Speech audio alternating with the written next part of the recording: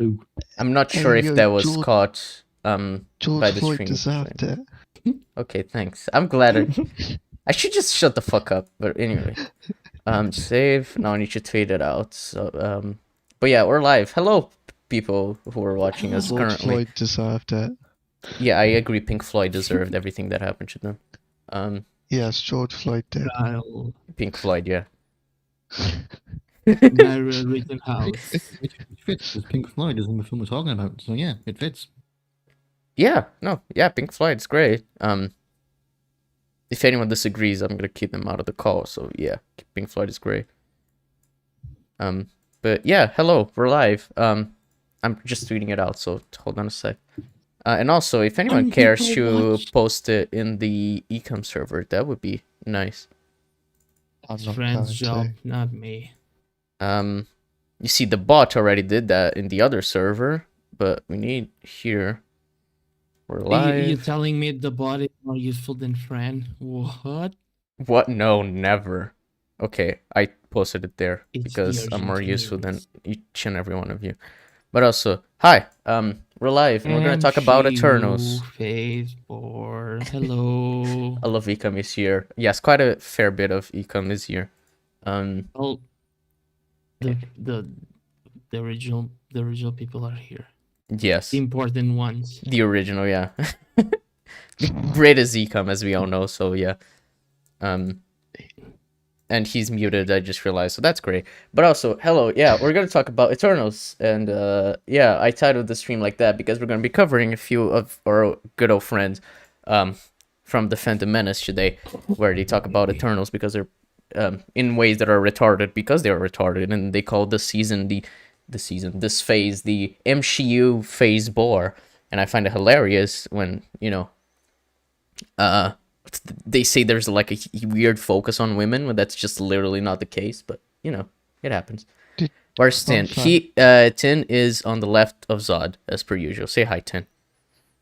Aye. See, that's Tin. Change their profile picture. Fun fact about Phase 4, there's more male leads than females. I mean, yeah, Falcon Winter Soldier, it's two male leads. Loki, male lead. Though, I mean, you could say gender fluid, right? Because the show kind of establishes that. Yeah, but Yeah, we'll go with that. Yeah. Sure. And then Black Widow is a woman. Shang-Chi's a man. Unfortunately. Allegedly. Eternals is a mix of men and women. I'm not sure who I would call the main character. I guess Cersei. But even then, it has like plenty of male characters. But one of them is gay, so. I mean, that is a good point. Oh yeah, that just makes him a woman. And then One is WandaVision gay, has black, both. the other is Yeah, Indian, the other is yeah, Eternals is a woke disaster, and that is the verbatim the Matrix name on of a Eternals. Gary stream. So a stream or video, I'm not sure. I should have been more prepared for this, but whatever. But also, yeah, Eternals. I'd say pretty much everyone in this call quite likes it, right? Yeah. I hate it. I hate it. Oh, it's fucking cancer. What's the joke in making this and doing this every time? Like every stream is like, oh yeah, I say, oh yeah, I think everyone likes it, and everyone just says the exact opposite. Like, thanks. We have been lying. They We broke only said Eternals was good to please you, Marcus. Oh no. Now it's time to reveal the truth. But yeah, Eternals. I enjoyed that film quite a bit, and yeah, the characters are pretty great. The world building, I've heard people have issues with it. I have not seen those arguments hold up so far. But I'm open to the suggestion that the world building isn't great, but from a character standpoint, it's like phenomenal. So either way, I'm not gonna be too fussed if the world building just does not hold up. But yeah. Oh, Brit, you're here. Hi. Yeah, people came into my room and started talking. So you murdered them. Meeting you up. yeah, I've got 10. It's the police. Yeah, anyway. Coming to rescue. Fucking joking. But yeah, okay. I need to send the fucking watch together link. But yeah, we're gonna see. I'm alright actually. What? What did you say? Okay. Goodbye, Brit. That was fun. Okay. I don't know what just happened, but all right. Nice. But anyway, oh, Brit has returned. That's fun. I sent the Watch Together link if you care to join. And we're gonna be watching a couple Eternals videos today, because I think that should be fun. Because we all love, yeah, you know, we all love Blender a Animation few. Studio. What the fuck? Oh yeah, I haven't put in the link yet. Hold on, but yeah, a few of our fellows over at the Fandom Menace and Eternals. you know that side of the internet have been talking about this film quite negatively. Some even saying that it's a molested forgettable Jeb's disaster mom? and Marvel's worst film, which I think is an interesting take to have. So, you know. It's a 1 out of 10. Oh, yeah, it's a 1 out of 10. Yeah. As A certain green glorious people 1 like out to of say. 10. Yeah. So, Who molested Jeb's mom? It was you, I'm- Zodiac. I love when there it's is one just person like- missing, though. Me. And it's hard to say because it's. I'm not gonna say that name. Zod. I molested Jeb's mom in rape time. So, I genuinely don't know who is who. You could tell which one is Zod, me. I can tell which Strike. one is Zod, yeah. I mean, I assume should be Tin able is the to one tell. missing simply because I think he would use a Yeah. more normal name. So, Tin. It's 10. I could tell who Brit, Strike, Zod, myself are. There's 10. There we are. Okay, sure. This episode is a disaster. It is already, yeah. Yeah, blame Marcus. Are we going to Always look at blame Fringy's Marcus. take on Icarus? I don't think so because Twitch on Watch Together is pretty cringe.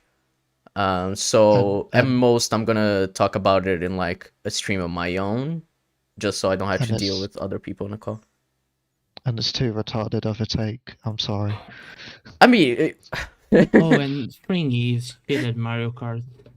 yes, that is also a thing Yeah, we would have to I point can out. say that. But yeah, the Fringy's take is pretty much that he doesn't understand why Icarus would have killed himself by the end of Eternals. Also, Eternal spoilers, by the way. You probably guessed it by now. Sorry? Yeah, but I watched the movie. oh yeah, don't worry, Shrek. You didn't tell me I need to watch the movie before the ECUM. No, I'm like Muller and Rags. I come into the podcast without having watched the thing we're gonna I'm discuss. pretty sure that was actually Yeah. Fringy that Oh, I did trust that. your word. no, Fringy's the only one who did watch the. Oh, I understand your joke now, Tin. That was a good joke. Congrats. No, I hated it. I hate that joke. 1 Okay. out of Fuck 10. it. No one cares what you think, Fringe. Jeb. Women can't tell jokes. I mean, that is a good point. That's the Very nicest deaf thing you've ever or said to me, Christ. Brit. Uh-huh. But yeah, Fringy doesn't understand why Icarus would have killed himself by the end of the film, which is fucking hilarious as a take. But we might end up addressing it at the end of the stream. But yeah, it's if you watch the film, you understand why he killed himself, unless you're fucking retarded. So, yeah, I think since everyone's already in the watch together, we can already start. Oh yeah, I'm retarded. Hold on, Greta Thunberg. I forgot. Why do I do this every time? Okay, just to hope nobody. Technically, Greta Thunberg is canon to the MCU because she was in a What If episode, Oh shit, the beginning. she was. She was like when the voice they had like the voices in the Oh, beginning of how the dare you episode think that she did? before the universe. Wasn't that Loki? Yeah, I think that was Loki. Was actually. it Loki? Fuck, it was Loki. Yeah, Greta Thunberg's Yeah, it in the was Loki MCU. actually. Greta Thunberg is in the Yeah. MCU. There are many Greta Thunberg. There's like imagine I'm sorry. a TVA full of Greta Thunbergs and they all saying, "How dare you! How dare you All the disrupt Greta the Thunberg timeline? How variants. dare you?" How dare you, Loki! But yeah, the first Deserves to video, be packed." the first video we're gonna cover today is a video from good old Nerdrotic, which I guess we're kind of in It's an arc streaming where we now. cover Nerdrotic, right? Because we've done that at least once recently. And yeah, his video is called "Eternals is a forgettable disaster and Marvel's worst film," which is is a take, but let's see how he tries to defend that take.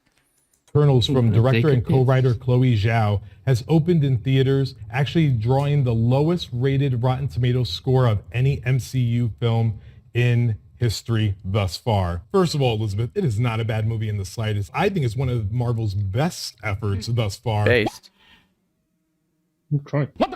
Has great Nerdrotic really has boomer humor, doesn't he? Jesus Christ.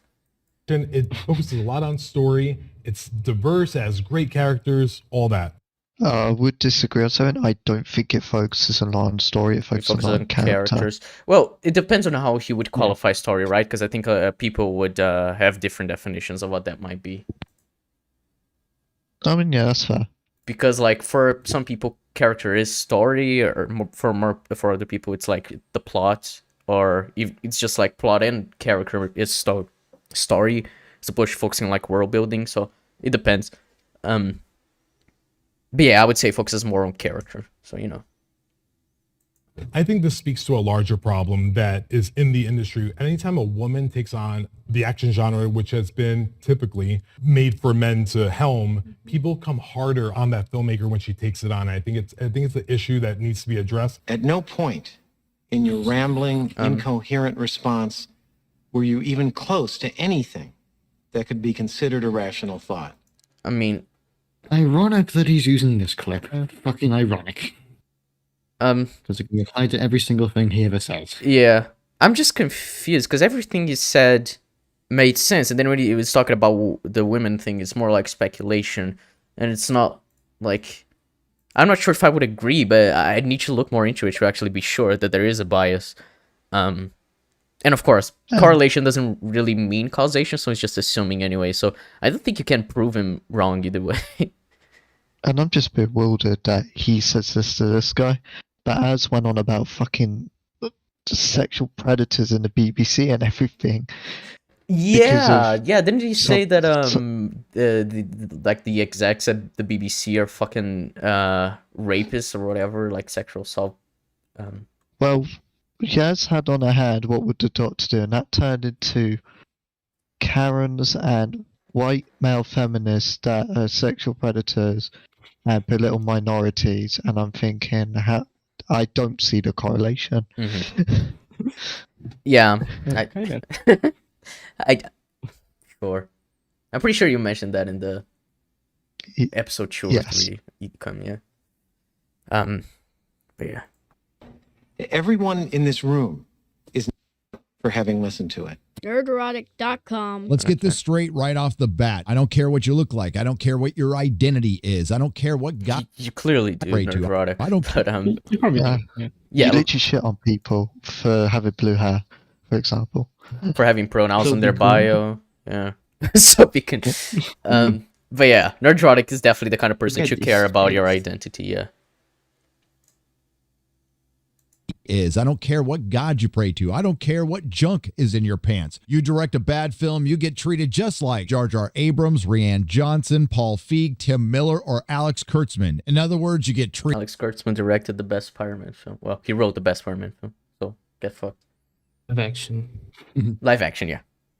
Just like everyone else. Yes, women can direct as poorly as men. Marvel. Yeah, no shit. Eternals has arrived, and it's been a week since my last video, and a lot has changed. Things have gotten worse because the film was actually released. Eternals has been banned in Kuwait, Saudi Arabia, and Qatar. And while I credit Disney for not editing out any content, Disney still does business there. The one thing What? What? What? So, okay, so sorry, that was fucking retarded. So what he's trying to say, I think, is, well, while Disney's efforts to not cut scenes out of a film simply to, you know, make more money in these places that wouldn't allow for those scenes, they're saying, no, we are firm on this film being the way it is, and we are not going to cut it down. And he's like, yeah, that's good. However, however, they still make business there, and therefore everything is nullified about them standing their ground. I don't understand. That's a very black and white thing. That, yeah, no, because the thing is, he would have needed to develop on this point, because it's way more nuanced than just saying, oh, they still make money from them, so it's still as bad, which is just clearly not true. Yeah, it's an iffy point. It's like he's trying to go. If they really care about this situation, they won't make money at all there. But it's like that doesn't correlate either. Mm-hmm. You can still make products for a place that's iffy on human rights, but have no ties around human rights on that product. But keep the ones that do have human rights firm as they are, regardless what they say. Yeah. And In fact, from a publicity point of view, this actually works at Disney's favor because it makes them look better and it puts more spotlight on the countries. yeah, it's like showing that these countries have these laws that Disney's like, no, fuck that. We're gonna go to bench those laws, which is good. What the fuck was that little boy doing in his intro? I'm pretty sure it's his son. It's been his intro for like ages, so I assume it's his son. No one is mentioning is it's still banned in China for probably a lot of the same reasons. Then there was those early box office projections. Screen Rant reported it was to be the highest grossing film in the MCU phase 4. MCU phase 4. He said it. I'm so glad. We did it. I clapped. I'm interested. Let's look at Box Office Mojo. I'm opening it right now. I'm gonna check how Eternals compares to the rest of the MCU films in phase 4. So 5th lowest grossing MCU movie. 5th lowest Marvel opening ever. Even if we did do this and we found it lower, the problem with Nerdrotic has and that they look at it, as I keep saying, within the MCU, let's say in this case, previous MCU films, rather than the context of the situation itself. So like, it may have done lower, but that might not be because audiences are disappearing. It's rather, this is the current outlook on films right now. Everything's doing worse. I can't seem to find the MCU here. That is pretty cringe. Hold on. And it's quite counterintuitive because companies only care about the current context. They don't care about how did it do before. They care about why has it lowered and how can we resolve that. So take context. Right. So it has grossed so far less than Black Widow and less than Shang-Chi. And less than Venom 2, both released this year. Yeah, and was always also the lowest opening of the 3. Now, I do want to check worldwide because for some reason, morons like Nerdrotic, they only check domestic. So worldwide is 336 million for Eternals. For Shang-Chi, it's 431 million, but it's, already out of theaters. And Black Widow is 379 million. So Eternals is going to pass Black Widow probably. Yes, it should do. So already it's like doing better than a film that has a majorly established Marvel character. So I'd say that's a pretty big win, especially coming from this group of characters that nobody knew about before. So very obscure. Yeah. It's like it's very unfair to it's like comparing Guardians of the Galaxy to a Captain America film. Obviously, Guardians of the Galaxy had way less going for it, and the fact that it was such a success, even if it did earn less than, let's say, Civil War, it's still fucking impressive because of the characters being so unknown. So it's less to draw the audience in. I mean, if we break it down film by film, Black Widow also got less because it was more controversial point in the pandemic and Disney Plus, but it was a success enough to not delay anything. Shang-Chi caused things to come early and for Disney to be really like, okay, we could definitely do just theaters, which led it to Eternals, which is paying off, and then No Way Home will be their big blockbuster one. Yeah, that'd be the one that make a lot of money. Yeah, and obviously, yeah, it's like you said, it's the pandemic era. It's still way less people going to watch the film, so. Wait, hold on 1 sec. Because I think I know what he's going to say and I need to check this real quick. Okay. Yeah. To get up to $100 million over its opening weekend. Yeah, he's omitting some information here because it says between 82 and 102 million. It's not saying it will make 100 million. It's like between 82 and 202. It's a lot. It's a 20 million margin. So, you know, kind of a meaning facts. And it made 71 million in its opening in theaters. Which, yeah, isn't as great as they said, but it's still not bad. Especially when compared to Shang-Chi, it's pretty much the same. Yeah, I mean, we also, again, this is the problem with box office rates, and you also need to look at why did they predict it to be this amount? Why did it get less? Which Nerdrotic just omit all details of context and doesn't explore it. He just goes, it did worse, that's that. Yeah, you can just say it's worse. You're going to try to understand why, which is a huge part of what we've been saying in regards to as in Nerdrotic talking about the ratings in Doctor Who. They just omit any context surrounding it that may have made it earn less. Yeah, I mean, as literally when Doctor Who's lost 200k viewers made that seem big, and then I went and explored in trends with further seasons, previous seasons, and season 13 is roughly in the middle of performing seasons, and it's doing better than 11 and is on par with 12. Yeah, so it's just like you can't just omit all this context. I mean, you can if you're trying to run a narrative, which is what the Fandom Menace does, but you know. After adjusting that projection last minute, it either $9.5 million or it's a wake-up call for Marvel. The critic score is now 48% on Rotten Tomatoes. Not that I really care what... No, you can say no that I really care. You have to say that you literally don't care, because that's what you say every time you see critic score. Like, him saying not that I really care, it's just him pointing out his hypocrisy, because he shouldn't care at all from what he says.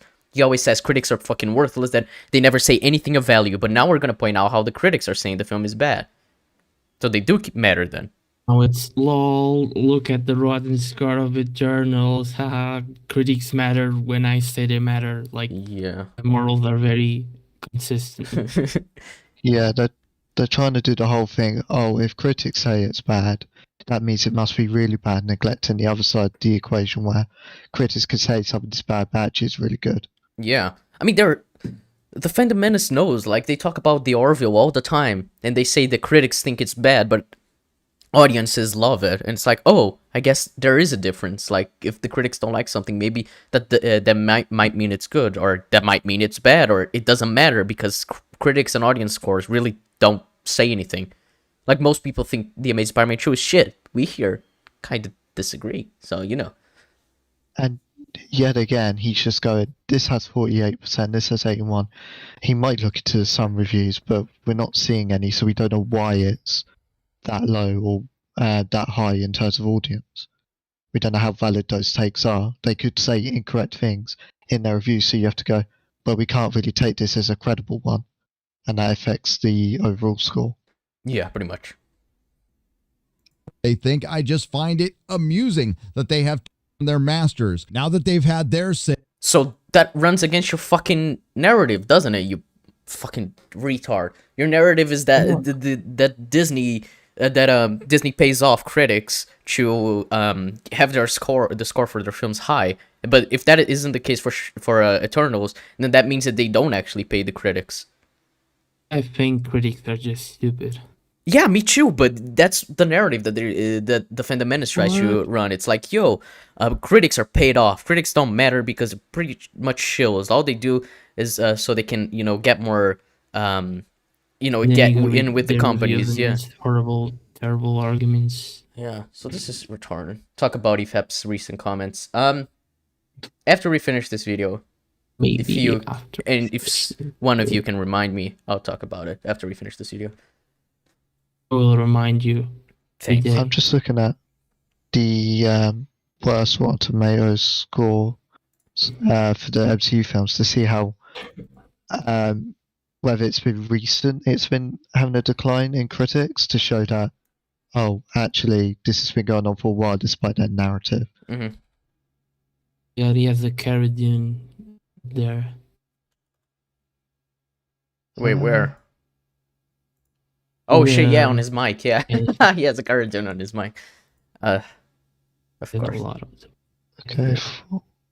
Yeah, this is a man who has quite a few The collectibles, to say the least. official movie merchandise. Yeah. You literally can't prove him wrong, dude. Look at all the Okay. official movie merchandise. Okay, this is getting interesting. Hmm.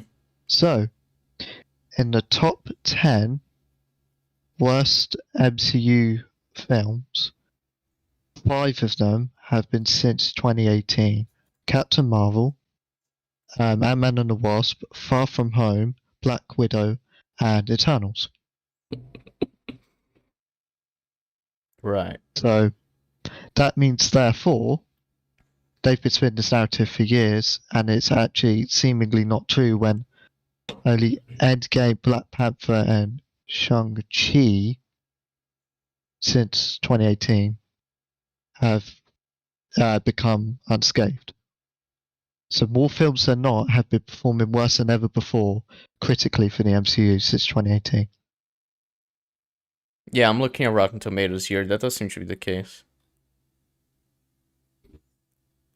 And also, like, I would say films that kind of go against the MCU formula are probably the ones that are the ones that seem to have the lowest scores. Like The Incredible Hulk, Iron Man 2, and Thor. I wouldn't say they're like MCU sludge. I'd say MCU sludge started like after Avengers. And then we have Thor The Dark World, which everyone hates. Iron Man 3 also has a pretty low score. They didn't. Okay.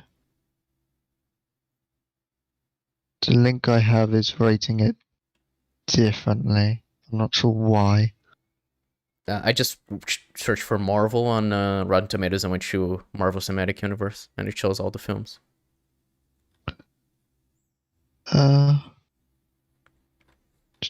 Might be their actual What Culture's actual. Yeah, it seems to be. So for What Culture, at least, they have half recent. But yeah, if we look at since MCU, we have since. Do we want to go from phase 3 for this? Sure. Okay, so we have 1, 2, 3, 4, 5. Is Doctor Strange in phase 3? Doctor Strange. Yeah. Yeah, I think It so. is. Okay. Considering how confident Brit is, so yeah. So from 12 to 26, there's 6 phase 3 films in there. And then after that, there's Civil War, Far From Home. Wait, is there Volume 2? Did I skip that? And there's Volume 2 as well. So there's 7. Oof. Don't agree with that. But from phase 4, 2 out of 3 in the top 10 worst right now, and Captain Marvel's in there as well. So it is showing that they're basically making it up. Great. Yeah, they're making it up. Amazing. Awesome. By the way, this was basic research. This Yeah, took us very quick to do. yeah, all Jabba had to do was search for it. Yeah. It's not hard, but you know, the Fandom Menace wants to run a narrative. It's my turn. Back in March of 2018, Warner announced that they were going to adapt Jack Kirby's New Gods, directed by woman of color Ava DuVernay. Why does it matter? She's a woman of color. Shut the fuck up. What is Trump doing there? It's a tweet. Because the tweet it's from the director. She's a libtard, a leftist. She is against Trump. Who would have thought? Fucking Hollywood directors against Trump? No, that would never be the case. I have never seen such a thing. Clint Eastwood. I mean, yeah, he's a libertarian. He's based. But Jesus Christ. By Tom King. Well, Man Tom King, I pledge to say no to abuse, harassment, grooming, and manipulation of women and all people of marginalized genders and sexes. Are you with us? Take the comics pledge with me. Post this graphic and message in a new tweet. Just don't RT. Don't just RT. Many comics in there are a lot of ideals we came to honor in comics: hope, justice, unity, innovation, creativity, freedom. None of them mean anything unless men in comics change our behavior and hold each other accountable for the safety of women and all people of marginalized genders and sexes. That all sounds What about is right wrong so with far. that? It's like, you know, that one tweet by the Quartering where that one person said, "Oh yeah, fuck Hitler." Wasn't And he it went, Christopher McQuarrie? Yikes. I'm pretty sure it was Christopher McQuarrie that said "fuck If Hitler." I remember Oh, yeah. correctly, it was Bear McCreary or something. I'm not sure. You can find it. Someone sent it in the ECUM server recently. If you want to look at that in the Twitter tisms. But yeah, let's see. I pledge to never abuse, harass, groom, or manipulate women and all people of marginalized genders and sexes. That sounds reasonable. To hold myself accountable for my own actions, be open to the comments and concerns of my peers, and educate myself. That also seems reasonable. To actively intervene when we see or know of abuse, harassment, grooming, or manipulation. That also, yeah, that's what you should do. To ally for women and all people of marginalized genders and sexes experiencing abuse, harassment, grooming, or manipulation. Yeah. To actively call out our friends and peers even when no one else is watching. Yes. To... Oh yeah, it's Michael Giacchino. Yeah, I knew it was someone. Michael Giacchino. Yeah, he's great as well. Yeah, this is the tweet we're talking about. And the last one is to commit to this pledge for the long haul and keep this conversation alive in the industry. What's wrong with this?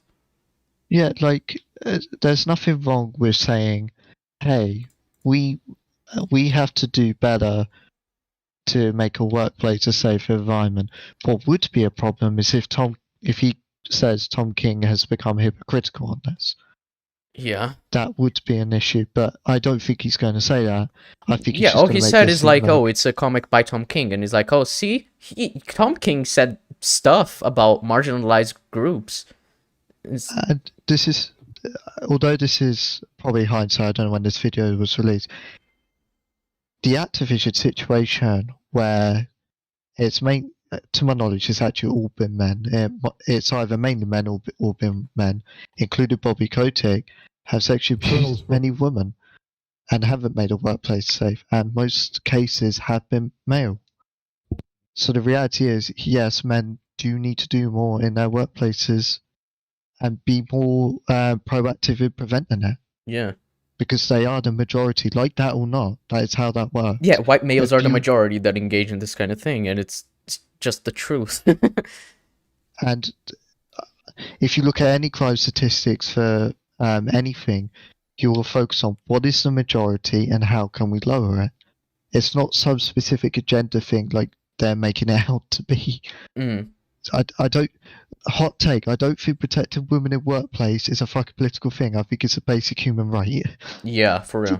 I don't know. Also, Dominic pointed it out, and yeah, I didn't even remember to mention that. He started the video saying, "I don't care what's in your pants, what you identify as, what your the color of your skin is," and then when he's talking about this film, it's like, "Oh, the what black woman, I think he said like the woman of color."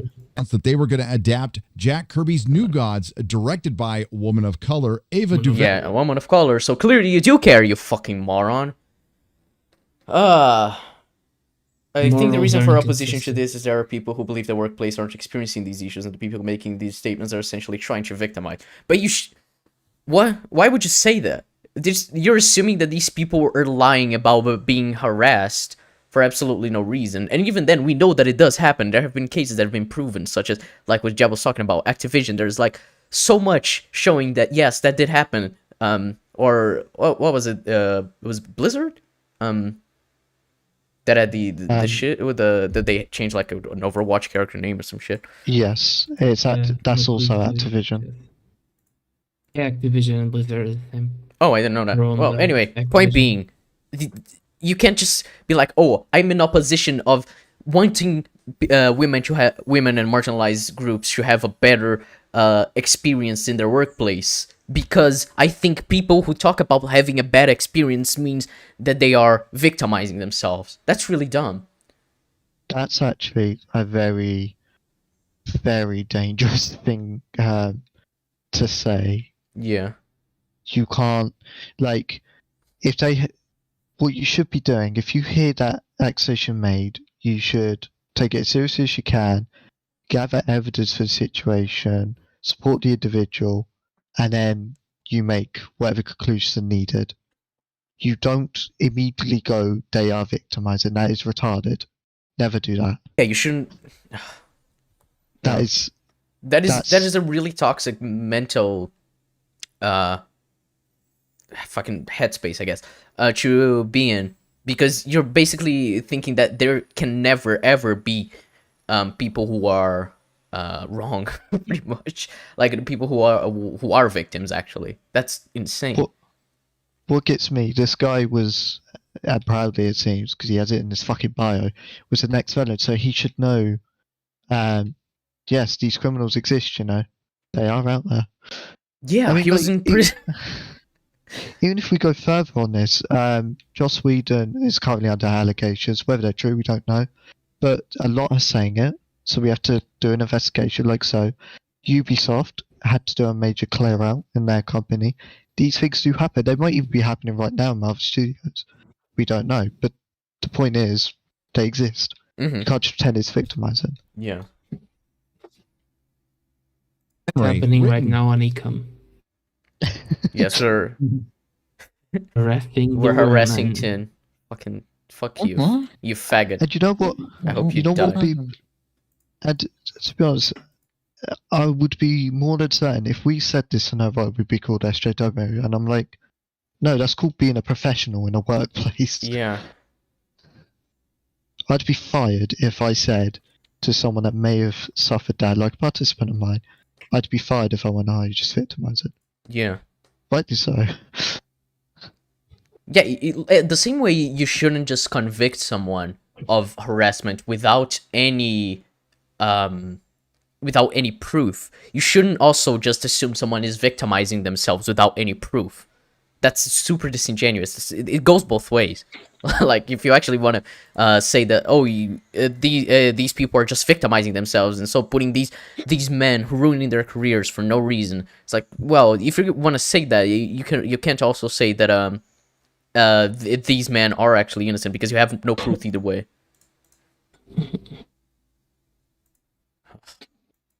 Color Ava DuVernay, written by Tom Kennelly. A month later, Marvel announced that they were going to adapt Jack Kirby's The Eternals, directed by woman of color.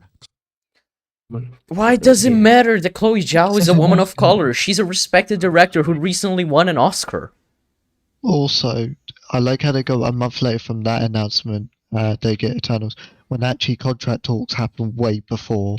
It takes a while to hire a director. You don't just do it in a day. And most, what happened was they saw that DC was announcing it, and Marvel was like, oh, so I guess people are open to this idea, so we can already announce it, as opposed to delaying the announcement. Which, even then, I think that would be also just fucking making up shit.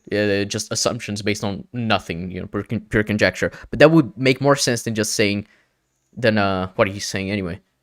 Because, like you said, yeah, contract talks, they happen way, way earlier. Chloe Zhao, written by two 12-year-olds. Fast. Okay, now I'm gonna look at the credentials of the writers, just out of curiosity. Eternals. Interesting comment. Yeah. Eternals. Alright. So, I mean, and Chloe Zhao, by the way, she co-wrote the film, so it's not just written by two 12-year-olds. Alright, It's probably Nerdrotic like little boys, so. Of course. Patrick Burley and Ryan Furpo. Patrick Burley, he wrote Peter Rabbit 2.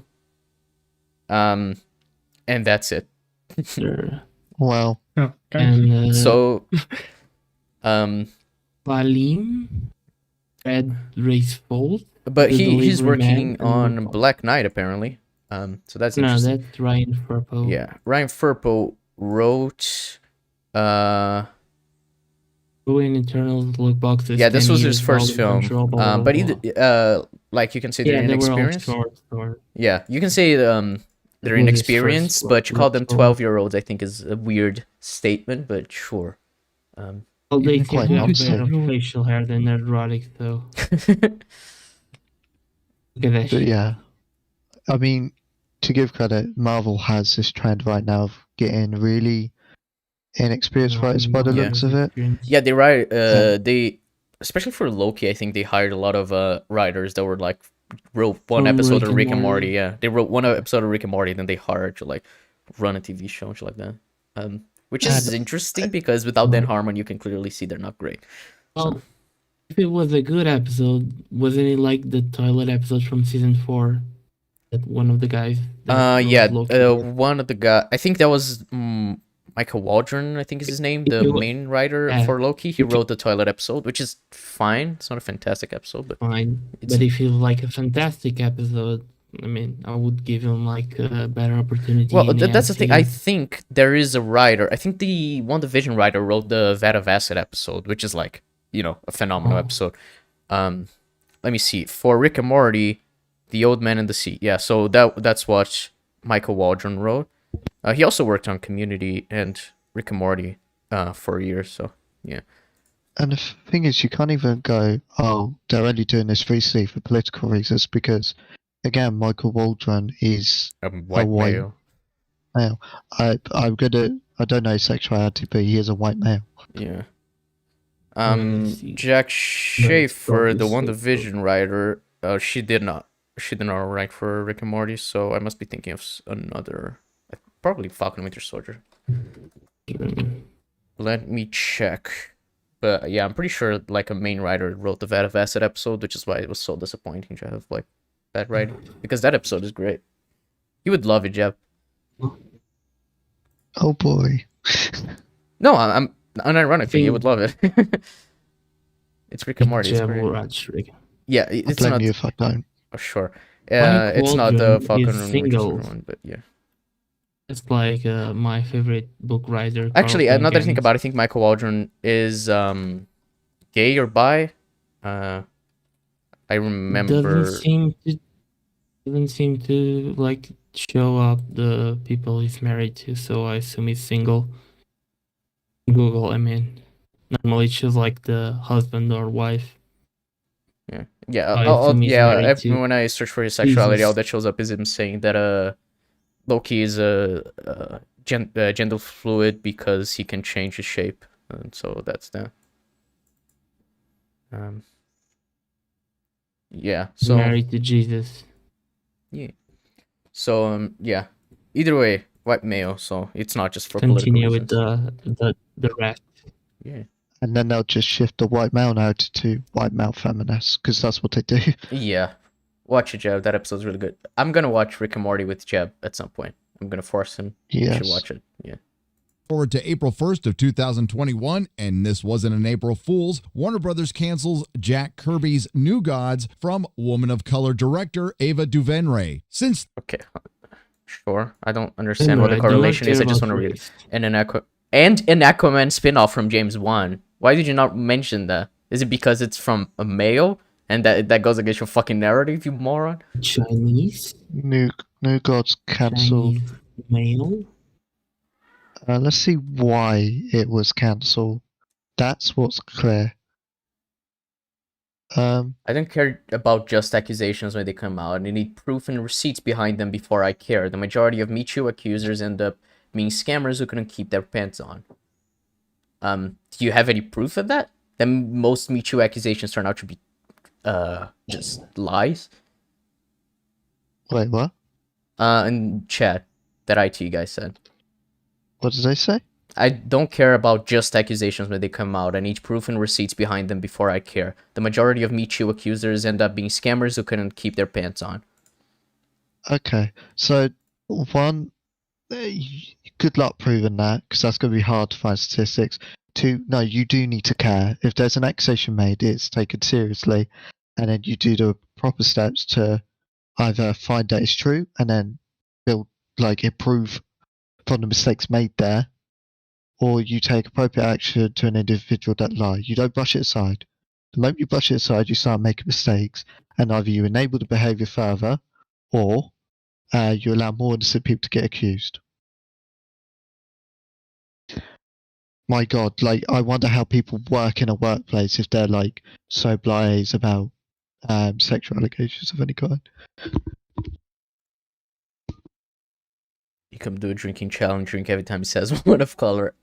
I'd rather not die, pass out. That would not be Okay, best. let's look at this article. What article? Why? The one he's showing? Yeah, it just says it's cancelled. It does say why, but Well, there's a lot of I'm pretty sure they speculation. canceled more than just those two. I think they canceled like two more projects, because they were focusing on like the other Superman projects they were making. Well, apparently it's according to the Snyder Cut having narrative conflicts. All right. Yeah, she says Warner Brothers acts New Gods based on something settled going on with another film in the world, and the only film in the DCU as of yet to touch on New Gods lore was Justice League, but it could be another one in the future. We don't know, but it does seem to be because they were shit. It just had conflicting ideas with something already planned. And I imagine they weren't far into production either, because otherwise they wouldn't just exit like that. And Warner Brothers made clear that the project remained in Devaney and King's hands if they want to move forward with it in the future, which they may well do. Yeah, they said the same thing about the James Wan spin-off, that if it were ever to happen. Yeah, so I'm pretty sure they canceled the James Wan one because of his lack of availability, because he was working on Aquaman 2 and then Malignant and all that kind of shit. So he just didn't have the time to do it. Which, by the way, Malignant is a great film. Sounds about right. Fuck's sake, Brit. But yeah, I can't believe that person when I need proof of receipts before I care about accusation. I'm like, yeah. Like, you still care if you need proof of receipts in the first place, but there we go. Yeah, for real. How people deal with sexual accusations is bewildering and needs educating. Forward to April 1st of 2021, and this wasn't an April Fool's. Warner Brothers cancels Jack Kirby's New Gods from Woman of Color director Ava DuVernay. Since then, Woman of Color director Ava DuVernay has blamed the Snyder Cut for the canceling of New. No, she didn't. I just read the article. She did not Hints do that that. Zack Snyder Justice League is the reason it was cancelled. Okay. I just read the article. What she said was another film. She did say it was Zack Snyder Justice League. In fact, we don't even know if it was. That's media making that interpretation. And even so, you're not blaming another film for it. You're just going, what we were doing was already present in another film, already in development. That happens. You're making it seem worse and ironic. Yeah. He's actually lied as well. He's like, ran with speculation, have claimed it's fact, so he's lied. Did you see what the guy said in chat, Jeb? The guy? What do you mean, the guy? The guy was talking let about me me read too. The dude. The man. The person. You mean this straight? If there is no proof that accusation protected to me that are worthless, the same mentality as believable women. You're either read yourself really poorly or you're misinformed. The minute an accusation is made to you, they have to have worth. It's a serious accusation, and it's potential criminal offences. Like it or not, you have to take that seriously. It has to be worthwhile. You then have to investigate it and see whether proof exists of the claims. This is not the same mentality as believable women. This is basically saying how you would conduct a sexual accusation in a workplace or even with people you know. Like it or not, that is what you do. And then you come to your conclusions, as I said. If they are telling the truth, you look at what mistakes happened to enable such thing, or how was it enabled and how can we do better. Mm-hmm. And if it's false, you give the repercussion to the individual that tried slandering or libelling about someone. This is not me going, believe all women or believe any accusation you hear. This is me saying you take it seriously and you investigate it seriously and you come to a proper verdict without bias and without lying, because it's a very serious, touchy subject. I agree with everything that Jeb just said. Yeah, boy. Yeah. Gods, but I think it was just a rare time where America's Dumbest Company made a smart move. You can't know that. So you just instead of thinking, hey, this thing that has a direct correlation that was confirmed by what you just said, right, Jab, in the article.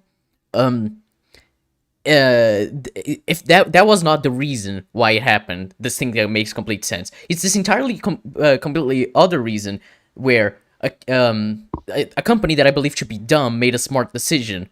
Wait, that's out of character, but I'm gonna believe that because that makes my narrative make sense, as opposed to, you know, the opposite, which is what Also- actually probably happened. Jesus Christ. Also, it's like, one, the Zack Snyder Justice League was terrible anyway. No offense, 10. It was absolutely atrocious. Two, I'm over it. two, we don't know how New Gods would have been. Like, we need to stop going, this writer or showrunner or whatever has this political views, therefore their shows are going to be bad. No, no. That doesn't equate that. RTD has very left-leaning politics that they would consider SJW. But he writes some of the best British media of all time. It happens. What else is there? There's something else. Also, yeah, again, he's made up the reason, and they've outright said if they want to continue with the New God stuff, they'll bring them back anyway. This isn't like, fuck you, you're out, you're shit, at all. This is like the What If episode that got scrapped because it had so many ideas from Guardians of the Galaxy Volume 3. It wasn't because it was a shit product to the company. It would have spoiled things. Yeah, like if you look at the quality of Disney's products, they clearly don't care about that. So they wouldn't exit because of lack of quality. So whatever. Like Marvel Exactly. with the Eternals. Now, I am Wait. think it was just a rare time where America's dumbest made a smart move, unlike Marvel with the Eternals. Now, I am in no way affiliated with Warner Brothers or Zack Snyder, but you have to admit the Snyder Cut got Jack Kirby right. The Snyder Cut did Jack Kirby's work justice. Marvel didn't. Fuck off. This insinuates that anything Jack Kirby wrote is a terrible piece of shit that is bland, boring, dull, nonsensical, and tries to be super edgy and meaningful. Wait, didn't Jack... With loads of slow motion. I know. Wait. The sesame seeds. Jack Kirby draw many sesame seeds. There are Max loads is of menaces. confused. No. Max is confused about Jack Kirby. Oh yeah, I wanted to know what Jack Kirby has written, because I was certain I remembered his name, right?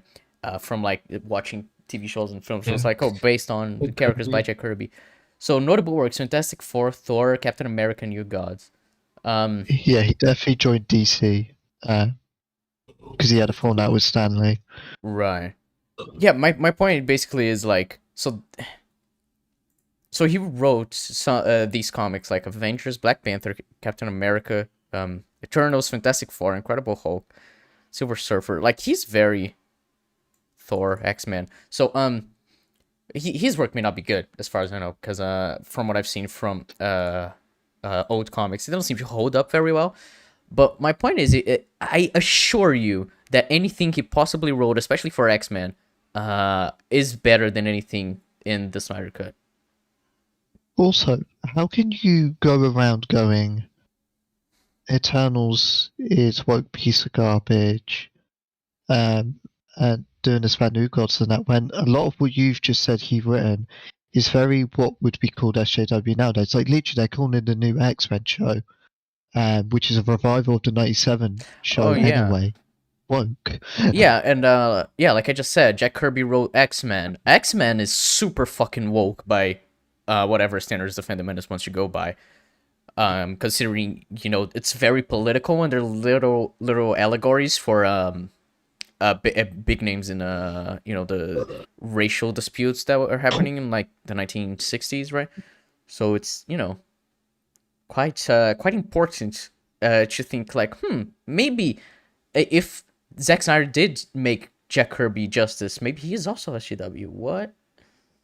Okay, so that IT guy said, okay, I understand where you come from. I just think we have a large issue with lights taking advantage. The Me Too movement for money. Brett Kavanaugh, Kevin Spacey, Bill O'Reilly. The fact you say Kevin Spacey is not good. Didn't Kevin Spacey admit that he did something? No, he said that he doesn't remember that if he did something, he apologizes for it. Right. And then he went, hey, I'm gay. And then one of the individuals that made the accusation died. it's a very weird case that doesn't seem quite right. He said, I tried more likely with any accusation anymore. It's people like Christy Blade's fault, not my fault. I don't know who that is. I just basically, yes, people will take advantage of any movement, any agenda as such, and use it for their selfish greed. But that shouldn't matter at the end of the day. What should matter is you keep the standard of taking it seriously and you do the appropriate actions needed. Yeah, you can Don't take something do- seriously even without fucking just believing it at face value. Like, those Yeah, aren't dichotomous. Literally, I've just outlined where we don't go. There's a sexual allegation made, therefore we must put this person as guilty even though we haven't really got proper evidence. Like, you've just seen me outline that. But vice versa, we should just assume once they've made the allegations of victimized, these are both toxic behaviors that should never occur, realistically. It's like the whole Ray Fisher thing. You got people assuming, oh, he's doing it for attention and that. And then they're also believing the investigation made the results without realizing the ones that did it were Warner Brothers, which means it's an inherently biased investigation. Yeah. So you need an independent one in that case. Stuff like that. There's a lot of nuance to it, and we can't keep being black and white like Nerdrotic and who else is. That's not how it works. Yeah. Yeah, pretty much. And like, yeah, with the stuff with like Joss Whedon is the kind of thing where like the accusations that are thrown at him seem to be, at least from my perspective, kind of just blown out of proportion. It just seems that he's a director who's very assertive and I guess kind of aggressive, which may not do well for a working place for some actors, which is I guess why all of the actors regarding the Justice League have been so fucking annoyed. But then there's also the shit that he like harasses women and shit like that. It's like, oh, I have no context for that, and I'm not gonna comment either way because I don't know. And but they do need to do an investigation for that, and if that is the thing that is happening, then it's like, oh, then that it needs to be dealt with.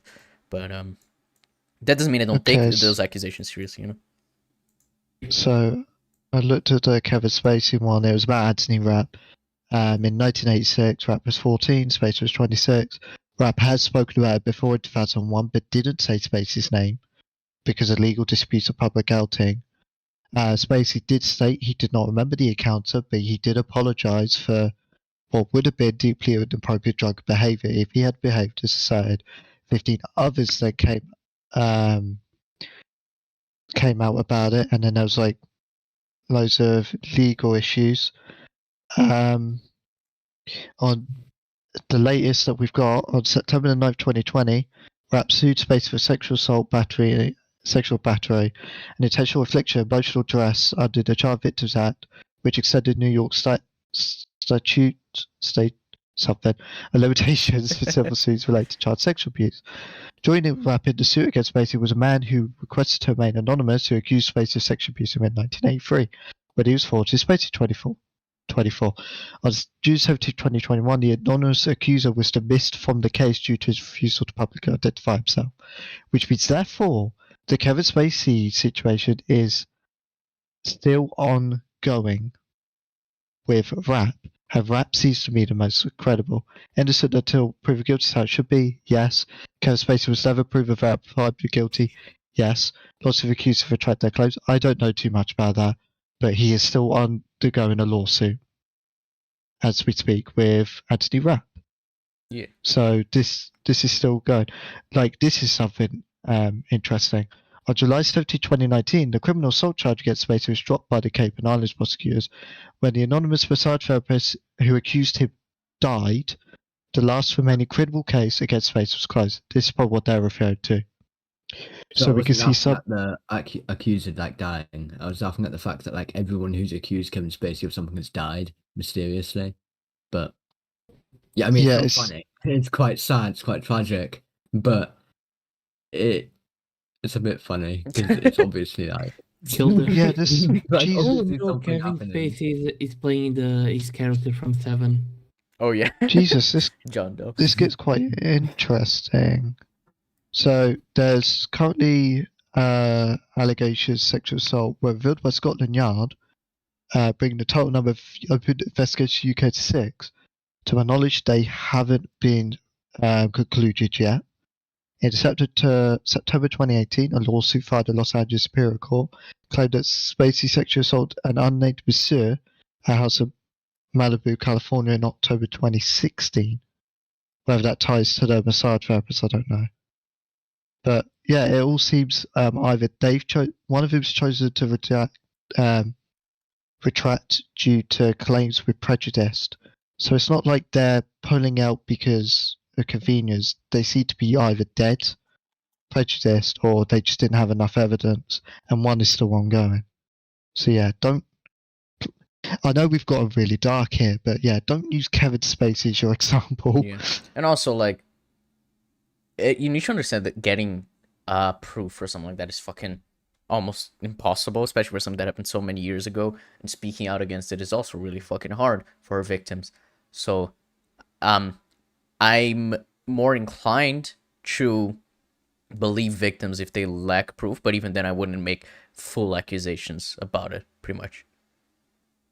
And then there's worth noting as well, where Kevin Spacey is a major Hollywood figure and very rich, let's just say court systems aren't the most trustworthy.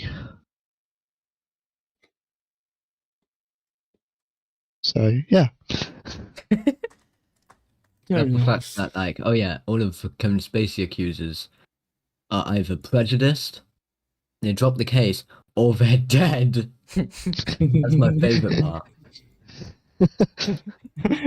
I mean, it's not my favorite part. It's tragic, but once again, it's a bit funny how all of the accusers suspiciously died. What source was that? If you mean what I'm reading, I'm looking at Wikipedia, that has tons of references for it. It's also, there's some iffy behaviors by him, like he went, okay, I got accused of sexual assault by a male. I'm gay. That's not very good behavior for someone that's just been accused of very serious allegations. Yeah. That's a new one, I've got to say. Shamed it. Marvel's Eternals has been called the most ambitious film they've ever made. It's been called different, it's been called diverse, and it's also been called a complete disaster. I mean, all of those bar the last one, bro. That's a dangerous mindset to have, to favor victors, favor guilt before witness. That's not what was said. The point is, when you're dealing with a victim about the situation, you want to make sure they could confide to you and explain the situation, so then you could get information and become more informed about what steps next.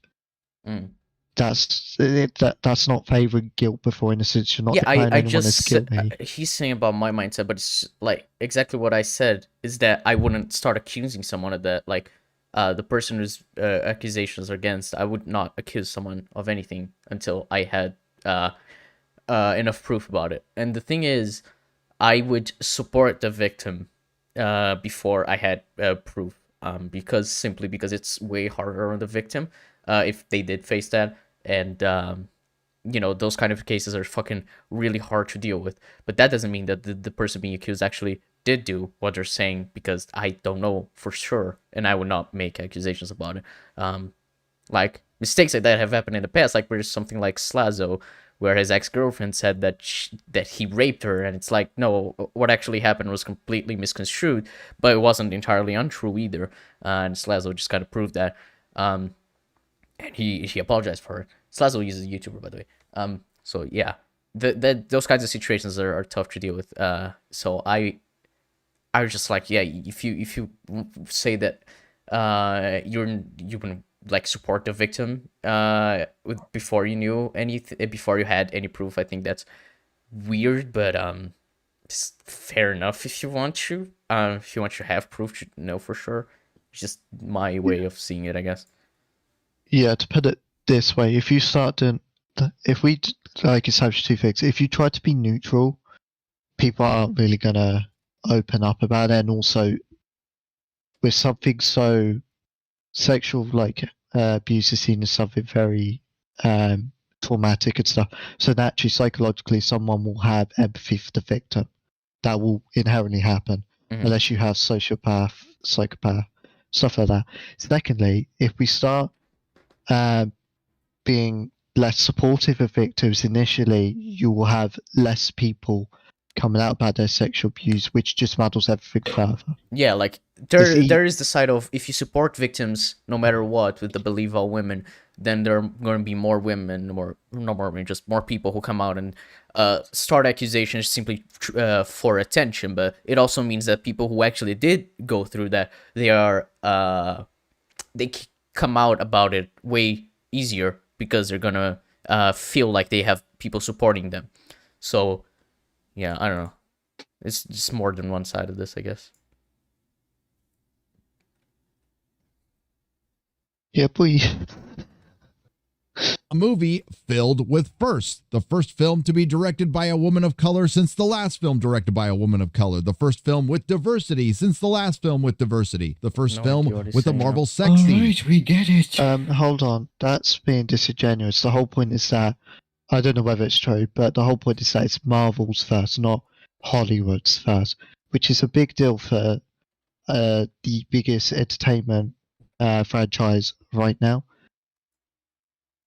So this is still a big deal and something that should be made very clear on. That one is this taking far too long for it, but two, this is a big milestone. Yeah. And it needs to be built upon. Yeah, I don't understand what his point is. It's like, yeah, it was the first Marvel film with the sex scene, at least as explicit as that as well. I do want to clear up. Aside from the sexy, like you can have them very discreet, but avoid them because you're dealing still with children audience. Eternals does it quite well, where like you can't tell as a child or as a teenager maybe that they are having sex. Yeah, pretty much. Just like they're together and kissing, and she says, "I love you." So yeah.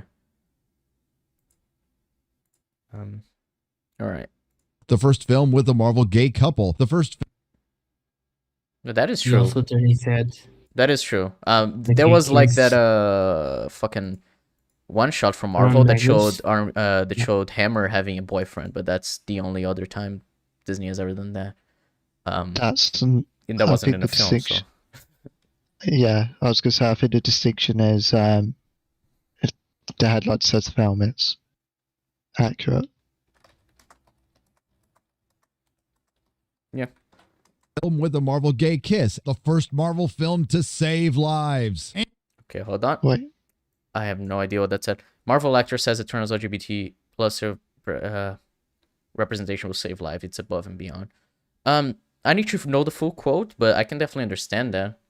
Let me check because that. it's the representation in the film. It feels very natural and very organically included in the film, in a way where like people who are LGBT plus will feel more comfortable because of that. Because like representation is always gonna help people of marginalized groups to feel more comfortable in who they are, which is actually good. So.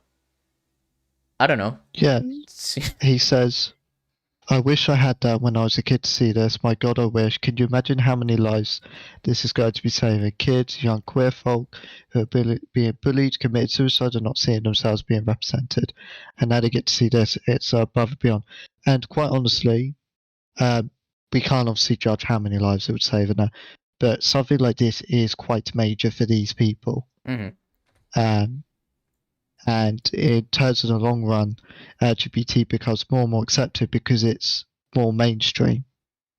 It's more normalized, which Nerdrotic seems to be very unaware of that, yes, it's being made special now because it's only being done now. Yeah.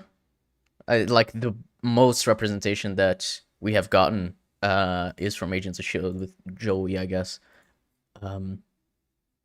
Like the most overt it has ever been. We had that scientist in season 6 who had a husband, but I think that's pretty much all of it, right?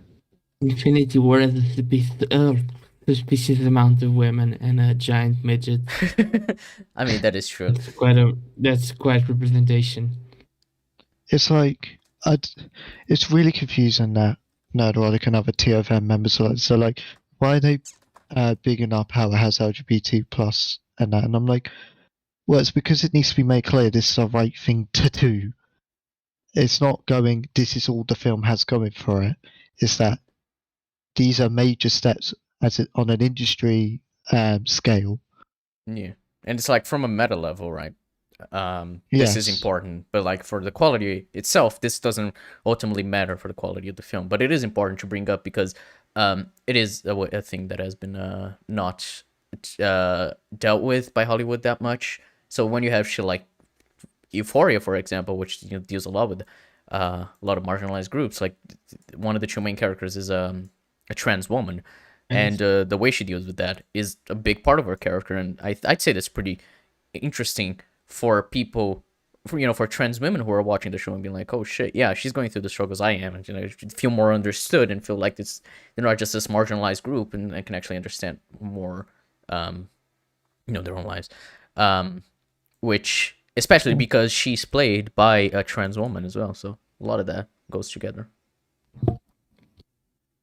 To save lives. And it's also the first MCU film to go rotten on Rotten Tomatoes. Incidentally, it's also the first Marvel film where the two lead actors go the entire film without changing their facial expressions. I mean, yeah, if you screenshot moments of the film where they have the same facial expression, sure. Like imagine say Richard Madden is acting badly in Eternals. Oh my fucking god. The scene where he says he's sorry for everything, that was fucking phenomenal. Dude, when he's lighting up his eyes and they keep flickering before he decides not to kill Cersei. If you tell me that's bad acting, dude, genuinely kill yourself. He's holding Ajax's corpse near the house. Yeah, that he yells out in distress. That was awesome as well. Richard Madden is so good, dude. And I'm sorry, Nerdrotic, you're just fucking retarded. Fucking hell.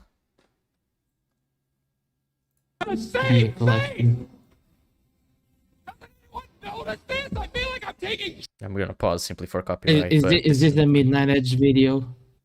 This random clips in the middle of your video, Nerdrotic? Yeah. Why did I start out with all that news? Well, far more interesting than the actual film, but let's get into it.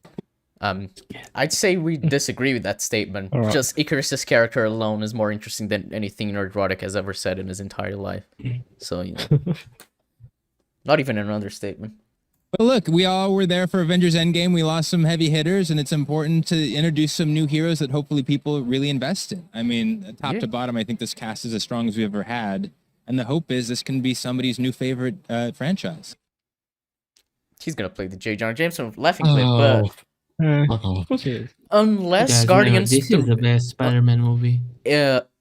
Other than Guardians... The Guardians franchise, yeah, this would be the new franchise that I'm actually invested in the MCU. Like, I actually care about a sequel. I'm like, yeah, I want to see more of these characters. I'm interested in Black Knight as well because of this, and Blade because, Kit Harington's going to be in that probably. So, yeah.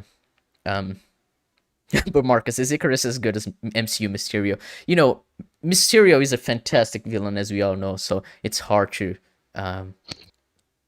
beat him. But I would say Icarus, just edges it out. But Mysterio is still better than Ego. Mysterio, so. What'd you say, Shrek? Fringy wasn't confused by Mysterio, but it was by Icarus. Of course, yeah. For confirming Mysterio as superior villain. Exactly. The less confused you are, the better the villain is. The closer you get to the sun, the more confusing Australian people get. Yes. No, you called it. Who would have thought? I'm just pausing for copyright. A.K. Simmons is a good actor. Is Eternals as bad as they say? Yeah, it is. It's Marvel's worst film.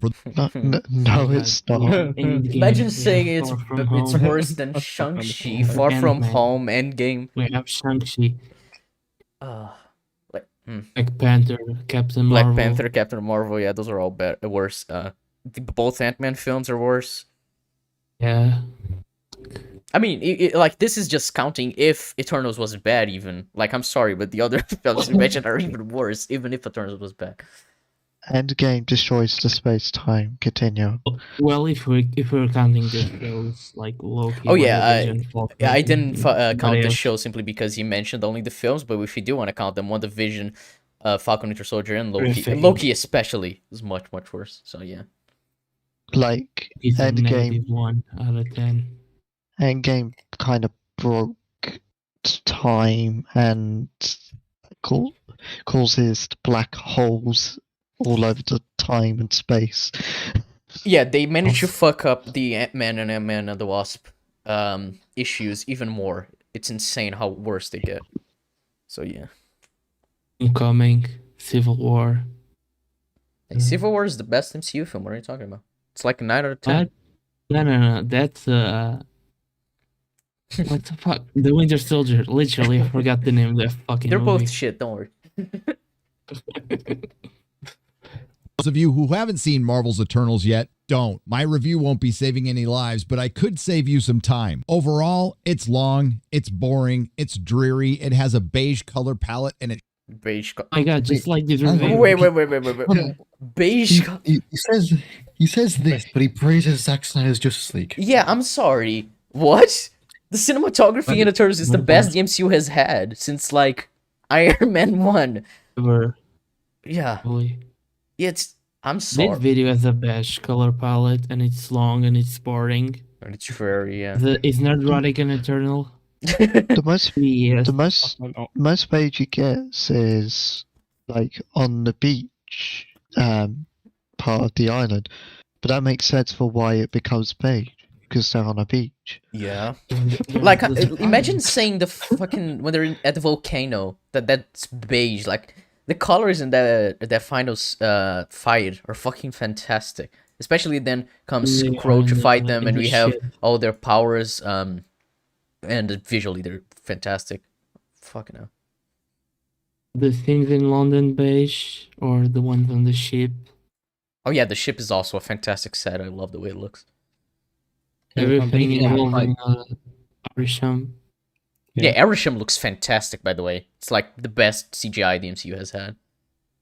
Yeah, it makes you question like what happened between like Black Widow and Shang-Chi to like this. Well, the they both idea look I've had awful. in my mind is that because Eternals was shot on location, a huge part of their budget, they usually would go to just making CGI environments and shit like that.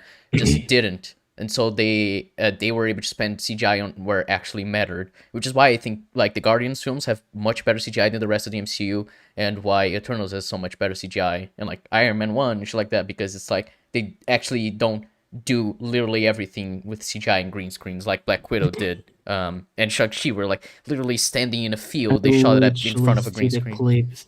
Yeah. Like on Black Widow on the restaurant scene. Oh yeah, that was that was a green screen. Yeah, that was hilarious. It's like, dude. Isn't that also like that one shot of Nick Fury sitting in like a chair in Far From Home where it's like... Actually, I think those were reshoots. I've heard. I don't know. Right. Yeah, I don't know. It's just... Yeah, but then when you have, like, when you look at the MCU, you have, like, Doctor Strange, the Guardians films, Eternals, and I guess the first Iron Man film, they all look fantastic, and the rest is just like, well, Thor 1 also looks really great, but the rest, they seem to overdo the CGI, and that's kind of what kills it, because they have to do so much with CGI and with very little time, because as we learned from the CGI artists in Black Panther, they crunch hard, and they usually don't have time to finish their products because of the deadlines that Disney gives them. Yeah, it's also probably one of the reasons that like Eternals is one of the few MCU movies that actually looks like a real movie. Yeah. Like, yeah. You look at like Eternals and then compare it to like Black Widow or Shang-Chi. Yeah, Black Widow, you can tell that it was like that no scene is real, which is it annoys me so much. Literally goes like those Shang-Chi clips that have been circling around on Twitter. After watching Eternal, I mean, after watching any movie, I can look at them. They look so fake and bad. Yeah. Yeah, if anything, like the beige is like a good thing because it means that it looks more, you know, legitimate, other than the highly saturated colors of Black Widow or whatever. Yeah, and I just think it's impressive that something like Guardians show still has pretty great CGI. I rewatched it this week, and it holds up really well visually. It's pretty great. But it's also because I think James Gunn knows how to use visual effects really well, especially when you look at something like the Suicide Squad. I don't think there's a single moment while watching that film where I was like, oh, that's clearly CGI. Like, obviously, I know King Shark is CGI, but he looked phenomenal, so, yeah. Shot too dark. Think Game of Thrones long. This is color graded to look dark. It literally didn't look like this in the film. Yeah, it looked brighter for me. Yeah, and obviously it looked brighter, especially because it opened the long fucking the clouds when Arishem got there. That was like the best shot in the film when Arishem comes to Earth and we see him with the clouds parted. Yeah, actually, saying the long night because Kit Harington, because like the long night was that episode of Game of Thrones that people have to turn on their brightness of their TV to watch because it was so dark. It's literally just making the most disingenuous comparison ever because Kit Harington is on screen. Oh, and one character is called Cersei, and we have Ramin Djawadi soundtrack on. Exactly. On this is just Nerdrotic Literally projecting Game of Thrones. It's really like long night. But yeah, for real, this is just not the case at all. Like, this is literally a lie. It did not look this dark in the film. And this shot of Harsh. Yeah. Even if it looks this dark, it's not an apt comparison. Yeah. And the cinematography of this shot of Arishem gives me hope that if they were ever to do Galactus, they can actually show his face properly and not look fucking disturbing. Yeah. So I wanted them to do Lego Marvel Superheroes Galactus. That'd be great. Lego Marvel Superheroes too. No. There is only one. There's only one. Except with your eyes closed. And the only thing worse than is the horrific CGI. The horrific CGI. Okay, are you looking at the quality of these screenshots? Like, Thena looks like she's fucking painted on. How do you even judge this? If you're gonna so one thing I did in my Shang-Chi video was I said the CGI was really shit, but I never said why. I never pointed out specifically why. I said you have to wait until the Blu-ray release because you can't tell. Especially it's the same thing I did as well for the whatchamacallit, for the choreography in the fights, because I'm not disingenuous. But Nerdrotic is like, oh, see this one shot here. Oh, she looks like she's in motion, therefore her face is blurred. See, that's bad CGI. Yeah, especially because they have the effect that she's running fast. Yeah. It's on purpose that. Yeah, it's gonna look blurred because she's running fast. They don't really do slow-mo for when she's running, which I appreciate. I think it looks really cool. The fact that they can do that without... They can make her running look cool without slow-mo is very appreciated. It's like hot take. Taking a random pause while something's in motion, you're probably not going to get the best results. Yeah, I constantly, when I'm editing videos, I constantly send screenshots of funny faces that actors make in the films and shows. But it's like, yeah, it's funny to look at, but it's not like accurate to be like, oh, see, this makes the film bad now, because obviously it doesn't. It's in motion. People do this a lot with anime, especially. They like pause the frame and it's like a blurred image. And they say, "Oh my god, bad animation!" Yeah. But they literally just. And also, pause I don't like think a people stretched understand frame. because most people use Chrome.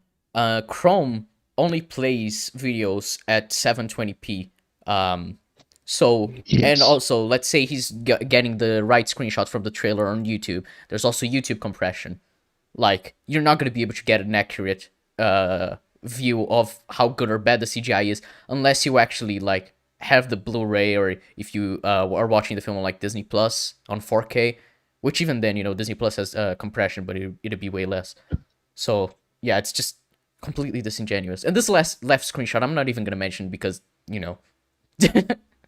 like, this is just deep fried as fuck. I have no idea what's actually being shown here. I'm pretty sure that the one on the left is like from a GIF on Twitter. Like, it has the same sort of compression sort of look. Might be, yeah. The GIF compression site I use definitely has that kind of shit. And imagine Nerdrotic saying this about just a Snyder Cut. Oh yeah, no, he'd be crucified because the Fandom Menace is supposed to like the Snyder Cut. But you know, the Snyder Cut actually has terrible CGI, like that moment where they slowed down to have that Avenger shot and it looks fucking shit. Whereas in Age of Ultron, it looked great, amazing. Actually, CGI, and I mean horrific. How can you? You're so disingenuous, Jesus Christ. That's interesting. CGI, and I mean Ah, yes. So, I can definitely tell that this is bad CGI. Thank you, Nerdrotic. so this is very interesting. He obviously seems to think the Snyder Cut has good CGI, but it definitely has worse than Eternals. Eternals has a budget of 200 million. Snyder Cut has a budget of 370 million. That's very interesting. Yeah.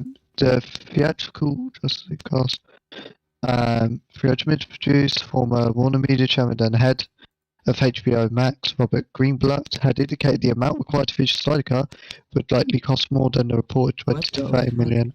After the announcement of reshoots, Jeb, real quick. I don't know if it's your connection, but your mic is doing some weird noises when you speak. It's like doing a whenever you talk. Is it still doing it? Yeah. Hold on, talk again. Is it still doing it? Yes. Yeah. Maybe if I change the region, might be that, but I'm not sure. Let me go to Europe. Hold on. We're moving to Europe, chat. Okay, we're in Europe now. That's amazing. Jeb, speak. Hello. Hello. Speak That's longer. fine. Paragon points. Is it fine? It's better, yeah. Alright. Okay. So, because the theatrical Justice League costs around 300 million, and the rest of Snyder Cut costs 20 to 30, and then that increases 70 plus, it costs 370 million to make his cut as a whole. So 70 plus million for brand new footage of reshoots, 300 million for the original cut that he made. So 370. So, yeah, lower budget even in CG, the Snyder Cut CGI looks worse, way worse, way worse. Like, yeah, didn't they? It was $70 million, right, for the reshoots, which is pretty insane, considering how bad it looks. Yeah.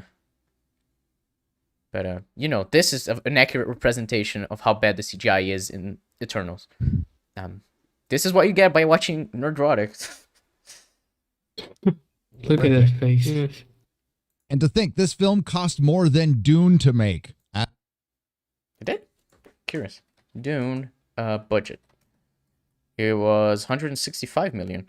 Oh. Well, I think like that movie, Netflix movie with The Rock and Ryan Gosling, I think that one costed more than Dune. Oh yeah, Red Notice did cost more than Dune. It was like Netflix's most expensive film ever. Red Notice budget. Yeah, it was 200 million, so it did also cost more than Dune. But yeah, that is interesting. Dune looks fucking fantastic as well. Yeah, Dune looks great. I'd argue it Like, looks it's better like than Eternals, but I don't know. I wouldn't say Eternals looks bad. It's like, yeah, it's fine. It's also like it's probably the best. Sorry, go on. It's probably the best looking Marvel movie. Yeah. And also I just want to say, like, Dune has Denis Villeneuve, who has been working with you know, big blockbusters and a lot of CGI for years now, whereas Chloe Zhao, this is her first big budget superhero film. So yeah, I don't know. I would say that Denis Villeneuve would probably know how to use VFX better by this point, so I can understand how the budget could be lower, but it also looks like slightly better. So yeah. As I've said about everything Marvel this year with Phase 4, there was a good concept here that could have been fun and entertaining, but they decided to prioritize the message over good storytelling. And they did both. The message was part of the story because it had to do with the characters. The message is always part of the storytelling. Like plot and character and theme, they're all tied together. I wouldn't say that they're prioritized. They prioritize one of the other, and you know the characters are fantastic. So completely ignore what this film should have been: a giant 4-color love letter to Jack Kirby. What? No. Why? Why what? A giant 4-color love letter to Jack Kirby? Why did the film have to be that? Comics. Yeah, I don't Well, care about it's fucking an comics. The obligation to do film that. had to be whatever the fuck Chloe Zhao wanted, and it turned out to be actually a good film with great characters. Like, it's some comic shit, right? Fuck's sake. and not even that, you can't have it as that form because the comic itself is going to be tied into its own universe where the MCU has now heavily deviated from the comics. Yeah, the MCU has always been different from the comics. Yeah, so you're just asking for it to be forced comic stuff that keeps contradicting its own universe. Yeah. I'd say Guardians shows better looking. I'm not sure if I would agree. I rewatched it this week. As much as it looks great, there are a few moments where you can tell they're using green screen backgrounds. Hands down, the worst superhero costumes of any superhero film. Why? Also, Strike, there's some weird noise coming in from through your mic. Not anymore. Never mind. I think I was like messing with something. Yeah, we're good now. Shang-Chi has worse costumes for a start. I don't even remember the Shang- costumes. I was like the They're Dragon Scale just shit in the third bland. act. Yeah, they're just bland. They have nothing going on. I really like the costumes in the Eternals. I mean, it's quite pretty. Kind of. Yeah, I need to hear his arguments. He just says they're bad, but I wouldn't agree. And also, he's saying, also he likes the Snyder Cut, doesn't he? That's interesting. That film has great costumes, right? Yeah. Marvel's laziest effort to date in a year of some pretty lazy storytelling, and the fight choreography just looked like choreography in front of a green screen. What? We literally just said this is a Marvel movie that's shot in location. Yeah. But anyways, Like, if you want to say that about Shang-Chi, I agree. It's just like two characters standing in front of a green screen and fighting with the really bad choreography. But also, what does the choreography have to do with characters being in front of a green screen? How can you watch the Icarus versus the rest of the Eternals fight and go, that looked like characters fighting in front of a green screen? Yeah. Tin died. oh my god, Tin died. Yeah, I Oh, saw Anyway, I saw her dying and watched together first. But yeah, that's fucking retarded, It Gary. killed her. And Hey, also, Tin's it alive. proves how little they know when they go, oh, it's in front of a green screen when actually It was shot on stuff is shot on location. Yeah. Like, I just don't get it. Because like you're saying, the choreography looked like choreography shot in front of a green screen. So that isn't a comment on anything, right? Because, first off, shot on location. Secondly, if it is shot in front of a green screen, why does it matter? Like Avengers 2012 was shot in front of a green screen for a lot of it as well. Does that mean that choreography is instantly bad? Like, I don't understand. I really don't understand. Did I like a bit of the sprite arc, if that's what you want to call it? It is an arc. yeah, I don't want to call it that because that's what it is. Yes, I would like to be accurate. Thank you, Gary. For fuck's sake. Was borrowed from Neil Gaiman's run and the Celestials. That's it. So Book comics. So they took inspiration from Neil Gaiman's comics, and that's why he liked it. Okay. And okay, and also the Celestials. He liked the Could you elaborate? I would like to know what you actually liked about the film. Just like, yes, I like the Celestials. What? You liked how they looked. You liked that they were imposing. You liked that they were voiced by a man and they were telling a woman what to do. Is that what you liked? I don't know. Probably the latter though. Yeah, I don't imagine know so English. too. As woke and intersectional as the marketing made it out to be. Absolutely, as the day is long. Eternals takes about an hour and Yeah, 45 it's- minutes to introduce all of its characters. I'm going to try to do it a little faster than that. We'll start with the most recognizable character, even from the comics, Icarus, My God, played by it looks Richard so Madden. good. Circe, played by Gemma Chan, who is the star of the film. Thena, played Didn't you just say that she has the same fucking expressions during the entire film? So is she the star of the film or not? Actually, I have an issue with Avengers. Where's War Machine during it? In the army. I thought there was a line in it, but when I rewatched it, I didn't see it. Why would he be in Avengers? He isn't even part of the Avengers. The Avengers wouldn't call him. What? He's part of the army. He's still working for the army. I think that was something that someone brought up the other day when SK was watching the movie. Right. Yeah, but he's just not in the film because first off, he's not part of the Avengers, so he wouldn't be called. And secondly, yeah, he's a military man. He's working with the military. That's it. Where was Wenwu in the Avengers? No, he was. Was it 2012? He was training He his was son. playing Mass Effect 3 on Origin on PC. And he was doing threads on 4chan because he was mad at the ending. He was looking for his ancestors for he is Genghis Khan. He was looking at furry porn of. Oh no. What's that? Okay, let's game stop here. that No. the We're good. first No, let's likes? stop. Let's stop here. This is fine. But yeah. Angelina Jolie, who has the Eternals version of PTSD. Dane Whitman. It's not actually PTSD. It's more like dementia. Mad but body. sure. It's Medweary, yeah. Mad body. All right. By Kit Harington, who will eventually become Black Knight, but in this film, he's the Manzel in distress. Sprite, played by Liam. Wait. What? He's never in distress. He's in two scenes and he handles himself only- fairly well. Yeah, he only needs to be saved, protected on the beginning. And I think he does fairly well at staying out of danger. On the beginning fight of London when the first Deviant appears. And he's partly protected by a man, so it isn't like Yeah, it was it's a woman protected by protecting him. So Well, it's protected by Stars. 3 men in theory because 2 men because Fastos and Druig saved the world and he's part of the world. So there. Marcus, shut up.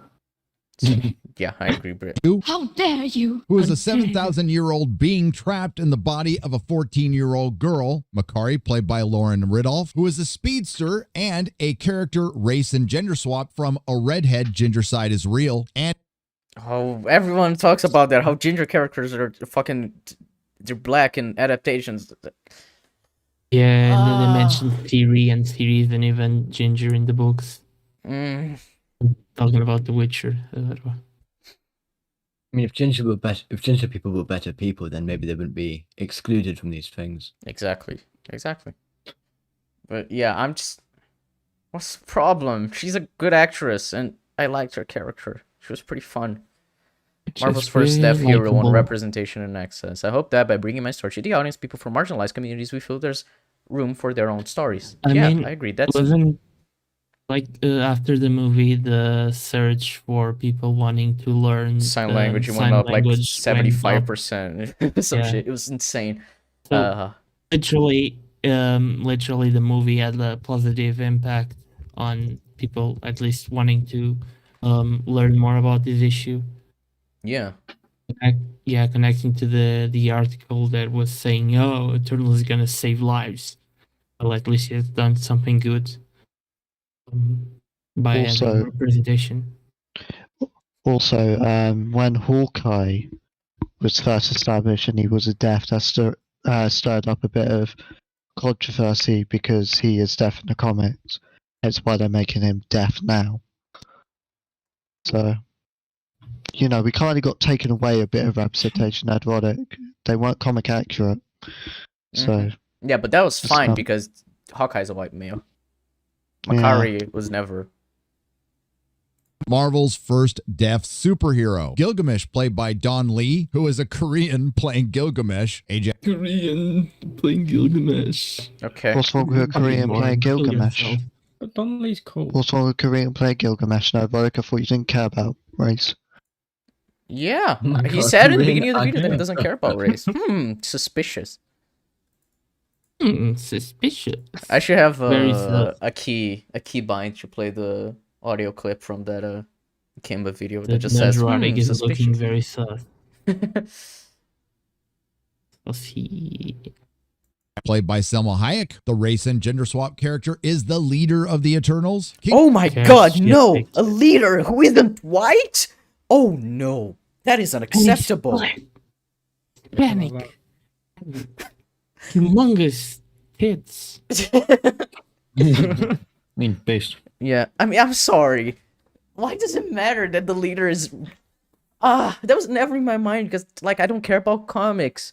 But, like, I was like, yeah, Ajax, she's the leader. She's the Prime Eternal. That's fine. I do not care either way. For fuck's sake, dude.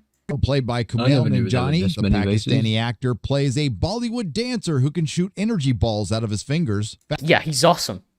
Yeah. Kingo is Um, fucking like- awesome, dude. I love him. He's so goofy, but also so fucking badass. It's great. I love it. The thing with Kingo in the comics, he's supposed to be a Japanese actor, and on the movie he's Bollywood. So basically, they only swapped the country of origin. Which is fine. Completely fine. Those played by Brian Tyree Henry, who is body positivity Dr. Manhattan, and Marvel really wants us to know Hold that on. They What? never. You know what's never saved the planet? Your sarcasm. Barry Kogan Wait. What the fuck's that? Okay, hold on. Let's rewind. I'm confused. and Marvel's first Fuck. I rewound too much. Hold on. Selma Hayek, the race and gender swap character, is the leader of the Eternals. Kingo, played by Kumail Nanjiani, the Pakistani actor, plays a Bollywood dancer who can shoot energy balls out of his fingers. Fastos, played by He's a Brian Bollywood Tyree actor. Henry, who is Correct. body positivity Dr. Manhattan, and Marvel really wants us to know that he's gay. You know what's never saved the planet? Your sarcasm. Drug Oh, plays so I'm sorry. stereotyping.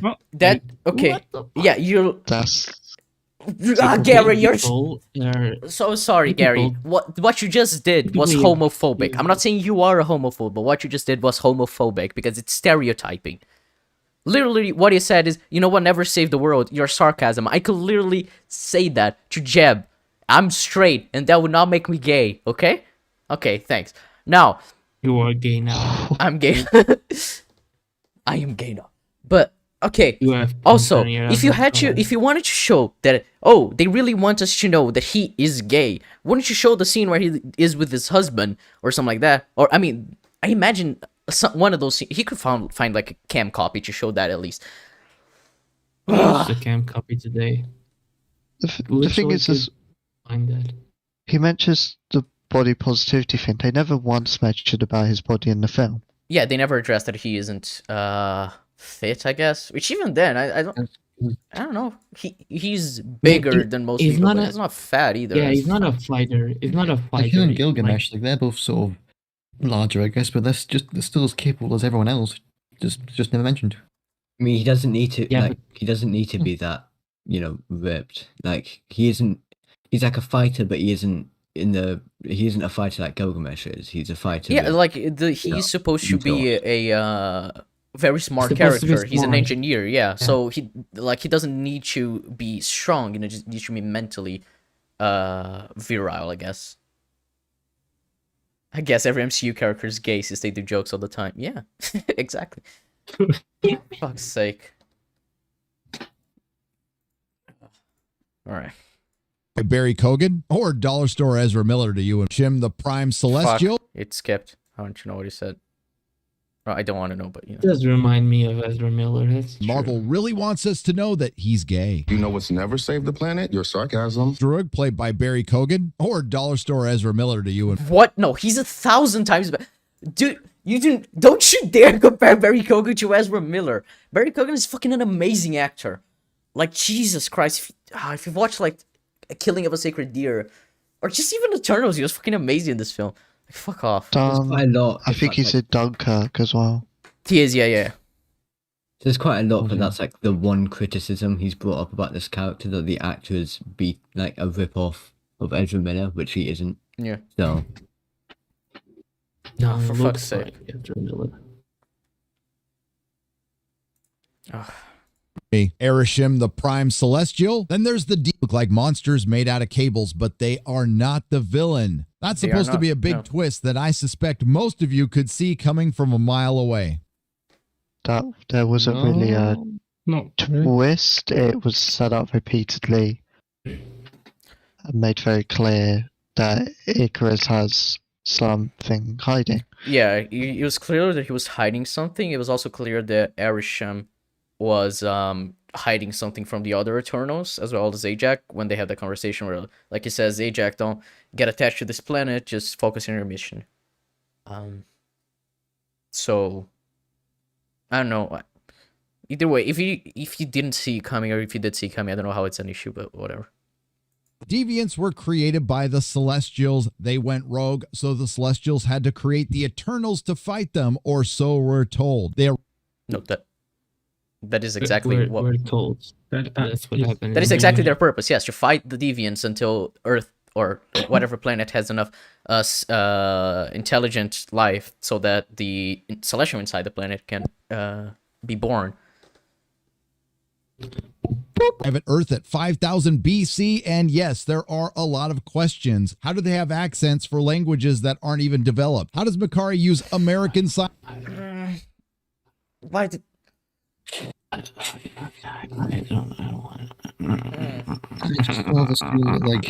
They speak English and they have different accents because they do. It doesn't matter. And also, you can see their accents change during the film. Like, depending on where they spend time, their accents change quite a bit. Like, especially Druig's is the most telling that his accent kind of disappeared over time. Like, it's still there a bit, but disappeared a bit.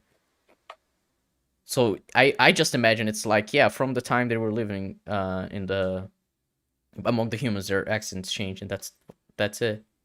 What does it matter? Like, they need a form of communication. Somehow, the Celestials found it was English, but it doesn't ultimately matter anyway, because they learn the languages of humans. So, plot-wise, it doesn't change anything. How do they have accents for languages that aren't even... Makari use American Sign Language? She created sign language, and she taught it to the people of Babylon. And then that's what I assume for all the accents, like since they were like around since the beginning of human society, that they basically, we picked up the accents from them. Like that's just what I thought. Yeah, it could be as well. This is the why is Phasma's black? You can face racism issue brought by Fringy. Yeah, wait, fuck, yes, that is an issue that Fringy brought up. I forgot. Fuck. He did. Yeah, he said why are these characters different race? They could experience racism, which that's an argument he made. Yeah. Which the idea. It's an argument. Yeah. Care. No, that's not even the idea. Irishman wouldn't know that racism would be a thing because they arrive on Earth in 7000 BC. He literally cannot predict the future, but you know, whatever.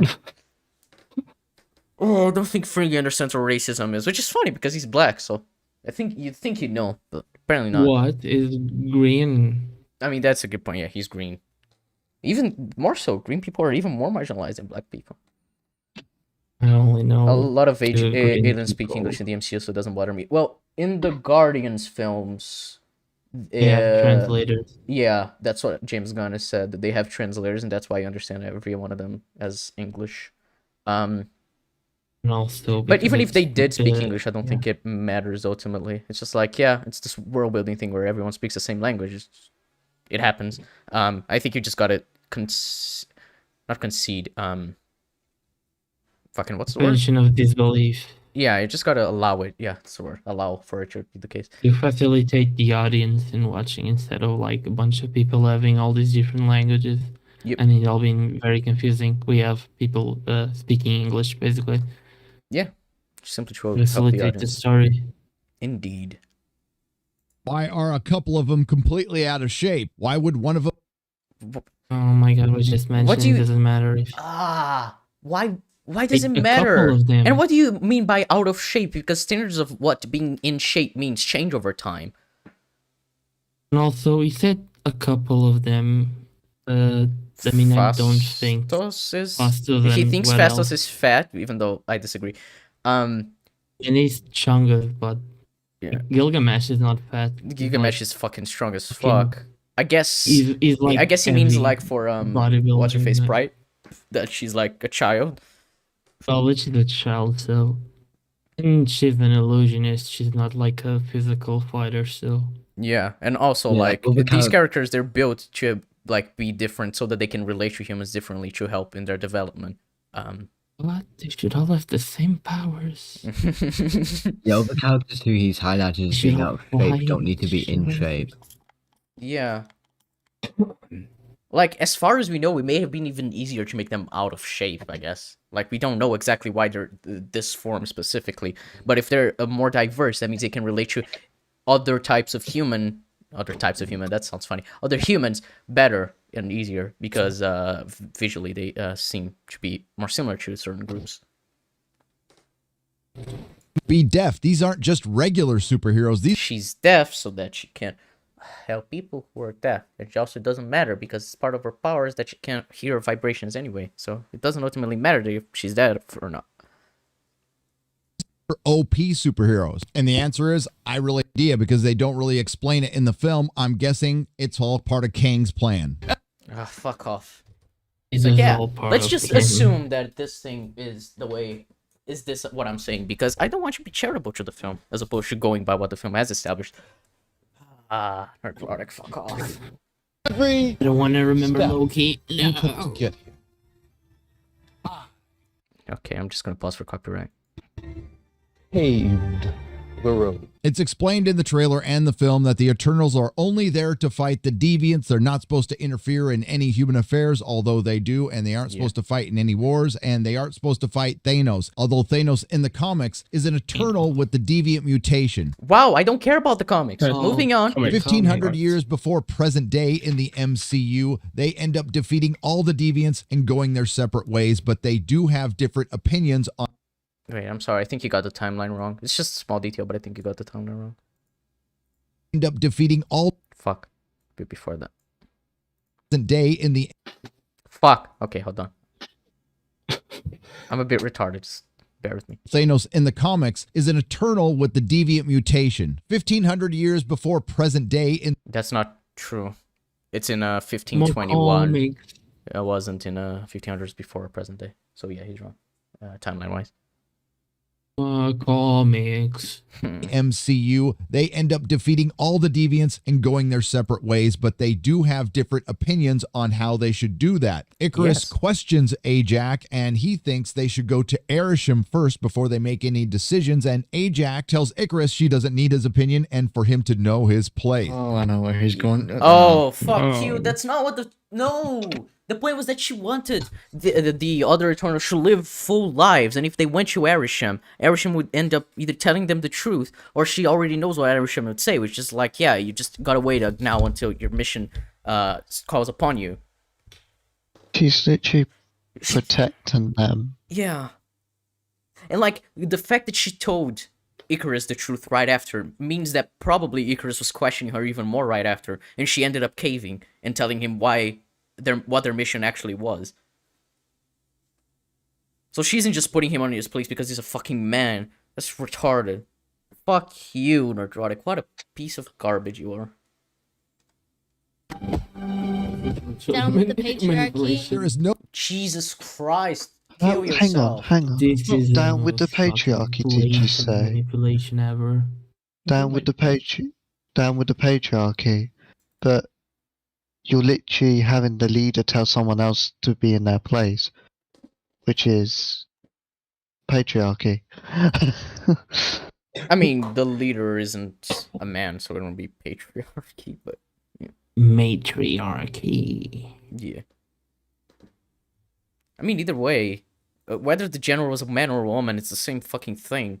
Like, are you gonna say that it was the, an act of the patriarchy in the first Avenger whenever the general was like, yo, fuck you, Peggy. That's not it. It's just rank.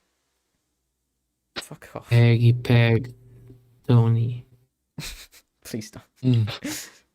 Context for her snapping at Icarus like this other than to tell the white man to shut.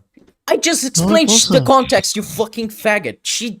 Okay, so everyone is saying like, yo, Joey just said, yo, these people, they're killing each other. That's not fucking fair. And then he decides to stop them from killing each other. Because, he wants to protect these humans. She should be like, no, what we're trying to do is just allowing them to wage war against one another. And that's not good. And like he says, imagine spending fucking 6,000 years while trying to do, having the power to interfere and not being able to. because imagine how that fucks up someone's mentality. And then we have fucking her wanting to erase Thena's memories, which of course they didn't want to do because that's pretty much killing Thena, which is funny because No Way Home, but you know. And then we have Icarus being like, no, we need to follow Arishem no matter what. Like, that's his plan, so we can't interfere. And Ajax like, no, fuck that. Like, she understands that she's in a position where she can't really control the other Eternals, and she doesn't really want to because she sees as what they're doing as wrong. Maybe not fully wrong because she was still like wanting to go on with the plan, but she also didn't want to hurt these people that she loved so much. And also she realized that the humans hurting each other is something that the Eternals couldn't just bear watching anymore. So that was the context. She didn't want to tell Icarus about it because she wanted Icarus to know his place, because if Icarus, if they did talk to Arishem, it would pretty much be like, oh yeah, the plan is to have the planet be destroyed, and she didn't want the others to know that, and then she ends up telling him anyway because, you know, she ends up caving because she needed to tell someone, and he's the only one who actually trusted, who actually like wanted to follow Arishem no matter what. I'm so confused. Okay, I'm gonna go now. Oh, okay. Bye, Brit. Been Yeah. fun. Bye. Oh shit, I forgot to put your Bye, channel in the Brit. description. I'm gonna do that. But yeah, Oh. thanks. Been fun, Brit. Okay. Yeah, bye. Bye. Let me just Bye. introduce you to cause inconvenience. Okay. I don't know what. Okay. I'm just getting his link. But yeah, Brit he makes videos. I'm gonna put his channel in the description because I forgot. So yeah, let us continue with this video. While all around them, Spanish conquistadors are as people. Now, there's a montage of Cersei and Icarus hooking up, and literally hooking up on the beach, that you can barely see Not literally. Moving on. because it's shot so dark. Imagine a mannequin. What? It was a duck. I saw that clearly. Me too. Sunset, What? like sunrise. I saw that perfectly. I'm sorry. Either he went to a really bad theater or he's actually brain dead. My bet is on the latter, honestly. But you know. But yeah, I could see clearly. I'm sorry. I'm just confused right now. on top of another mannequin. They end up getting married in Fuck you. sense and spend thousands of years together, but eventually break up for mysterious reasons. A running theme through all of Phase 4 is tell, not show, and there is no context for next to anything in this film. Lines come out of nowhere. Actions come out of nowhere. What? I think you don't understand what subtlety is, Nerdrotic, because for you to say that the film doesn't have subtlety just tells a lot about you. I'm confused right now what the fuck he means. Because the film does a lot of show don't tell. Like, that's how they established everything with Icarus, is his facial reactions to dialogue. I'm confused, Mr. Nerdrotic. And there are massive singularity side holes. Cersei settles down in London and okay, you just say there are. You could have, told us what they were, but whatever. ends up hooking up with Jon Snow. She seems to like those Stark boys. I'm wondering if Bran thinks he has a chance. Why do you think I came all this way? Thena has Madrari, which is kind of an Eternals PTSD, which causes her to turn on her team and possibly kill them. So Gilgamesh offers to watch over her in solitude. Yeah, because Gilgamesh is a fucking Chad. He fucking decides to spend all eternity taking care of fucking Thena because of how much she cares about her. Like, that's fucking awesome. Gilgamesh is the best. And Ed sacrificed himself to save her. Yep. After Ajax told Icarus to know his place, Druig decides to break the rule of interference and No, that was... No, she tells... I'm pretty certain he got the timeline of events wrong. It's Druig says, oh, you're gonna have to kill me to stop me, and then Icarus goes to Druig, and then Druig goes off and controls people's minds, and then Icarus is like, we should consult Arishem, and then she says, know your place. I might be wrong. He might be right, but I think he got the timeline of events wrong. Either way, it doesn't ultimately matter. control the remaining conquistadors and indigenous peoples often forms a cult in the Amazon. Fast forward to current day where Sprite a bit is much, living but with alright. Cersei, who was dating Jon Snow, and there's a global earthquake, and then they're attacked by a deviant while they're out on a date and saved by Icarus. They decide to go back to their boss Ajax in South Dakota, and they find her dead, murdered by the deviant Crow, or so we think. Basically, this is Marvel's They didn't know that it was Crow. They just said it was a deviant. If he actually wants to like build the mystery with the film, that whatever. Oh, or so we think. Basically, this is Marvel's PG-13 version of The Watchmen, written by a 6th grader. What? What? How does this relate to Watchmen? What? Is it because a character dies in the beginning and that's how the plot starts? That's the inciting incident? Because that's not exclusive to Watchmen. I'm sorry. It's like, yes, the comedian dying. Literally the same thing as fucking Ajax death. Watchmen was the blueprint. I'm so Especially confused. because How Zack is this the Snyder same? directed Watchmen. How is this the I same? think, I might be getting this wrong, but I think it's about like a disbanded group of heroes that like disbanded years ago, uniting because a team member died or something. I think that's what he's getting. And then at, but one of still, them that- turns that- against them, and well, it turns out that they were against him from the beginning. We just fucking forgot his name from Watchmen, but in this case, it's Icarus. I guess like that's if you make the plot that reductive, that's already kind of like pretty self-defeating, I guess. It's like you're already being a fucking very disingenuous. She is posthumously chosen by Ajax as her successor and granted the ability to talk to Arishem. Cersei learns that the Deviants were basically a mistake by Arishem, and the Eternals were created to cull them because they are killing indigenous populations of planets, which are necessary to birth Celestials. Celestials basically feed off the cosmic energy of life. Arishem Of intelligent life. But Yes, not life Life in general. experience. They feed off life experience, basically. That's why Gary doesn't like this movie. Of course. He wants all the life experience for Wait, himself.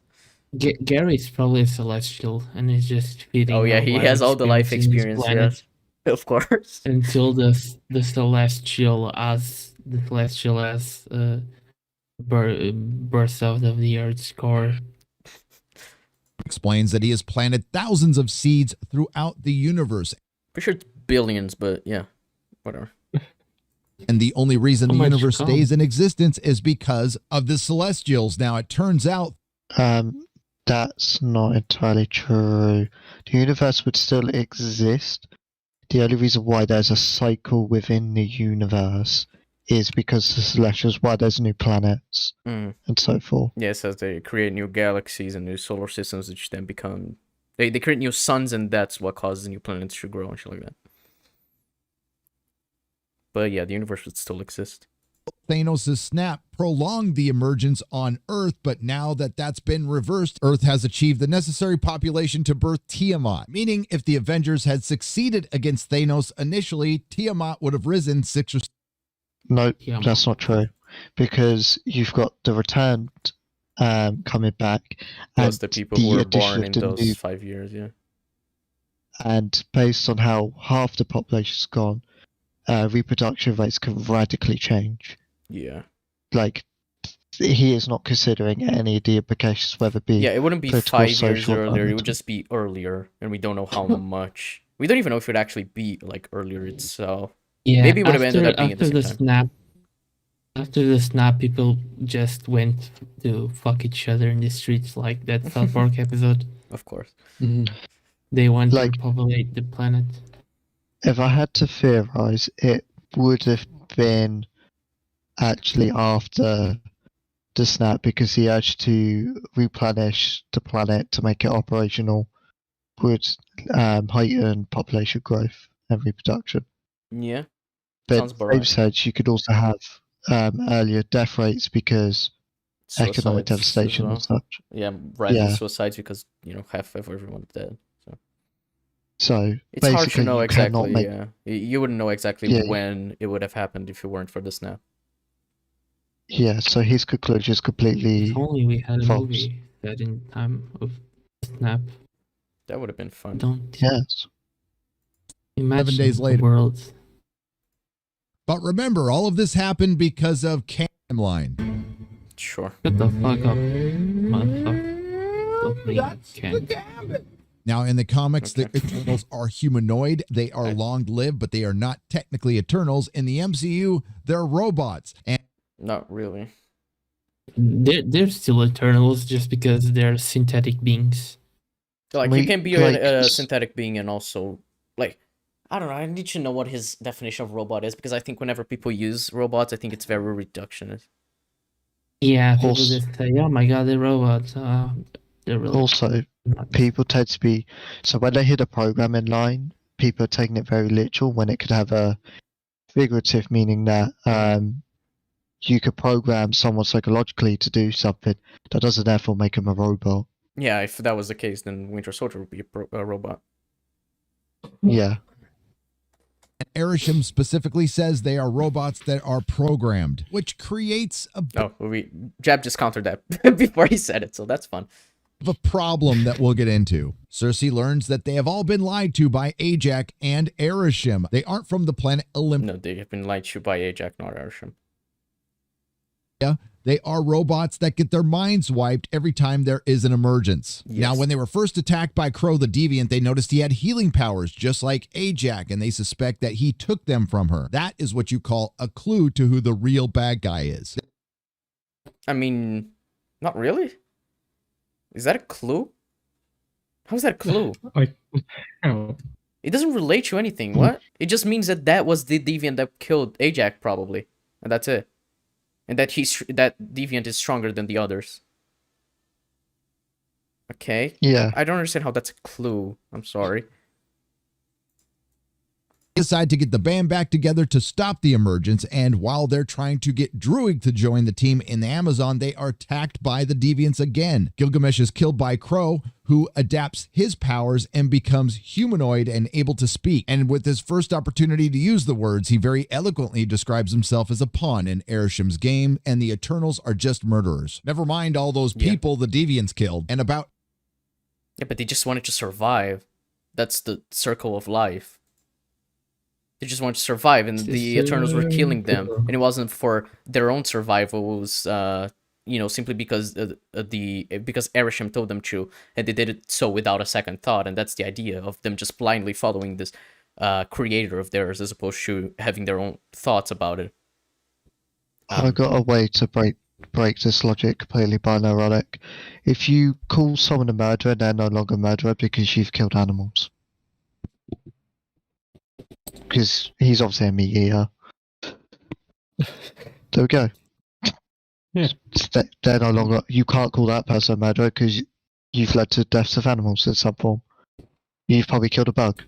Oh, you're a murderer now too. It's a fucking nothing statement that means nothing. They try to make it seem bigger than it is. My God. They're like animals, and you want me to stop. Wait a second. Nobody stops. Oh, Marcus is peeing. So I should probably elaborate as well on it. Sorry, Stryke, for saying Marcus is peeing, but there we go. It's also like, you can still say people are, a racist hunting you down and murdering you despite you cause the deaths of people. Like, that viewpoint can still be had, because you could go, I'm doing this to get food, or I'm doing this to get resources. It's depending on their point of view. They're not acting as if they're morally virtuous. They're just saying that they were used by Arishem and then they're being murdered because they went against Arishem, which is true. So, Nerdrotic's just, but yeah, continuing. An hour and a half into the story, we visit Fastos. And in this one scene, we have inclusivity, LGBTQ plus representation, body positivity representation. We have achieved maximum diversity. Fastos has given up on humanity after he gave them the... Again, there's not... Wait, he's using a scene where Fastos hasn't even appeared in for a start. And he's also saying... He's also got body positivity. Again, Fastos didn't really have body positivity moment. He had LGBT plus because that was quite key to the story. But you know, I don't know why he's Him making being stuff up. fat Gary making stuff means up, that would never zero happen. to his character. What? Marcus, how was your pee? It was great. Thanks for asking. What did you Was say about it Festus by then? like super yellow or like the transparent one? It was when transparent. people I've been drink too drinking a much lot water? of water. So you know. That's good. Yeah, And thanks. Anyway. in Nerdrotic, you need to be hydrated. Anyway, so Nerdrotic said that we got a scene with Fastos, an hour and a half in, where it's body positivity, inclusivity, LGBT plus, all in one go. And firstly, he's using a reference that doesn't tie to that, and he's making stuff up. Body positivity wasn't really mentioned. Yeah, it just wasn't. And even LGBT plus, it was done in a completely natural way. He was being a typical father, with, in this case, a husband. I'd expect that from a hetero family. If you made that a hetero family, there'd be no qualms. With the exact same dialogue as well, except for their pronouns changing. Alright.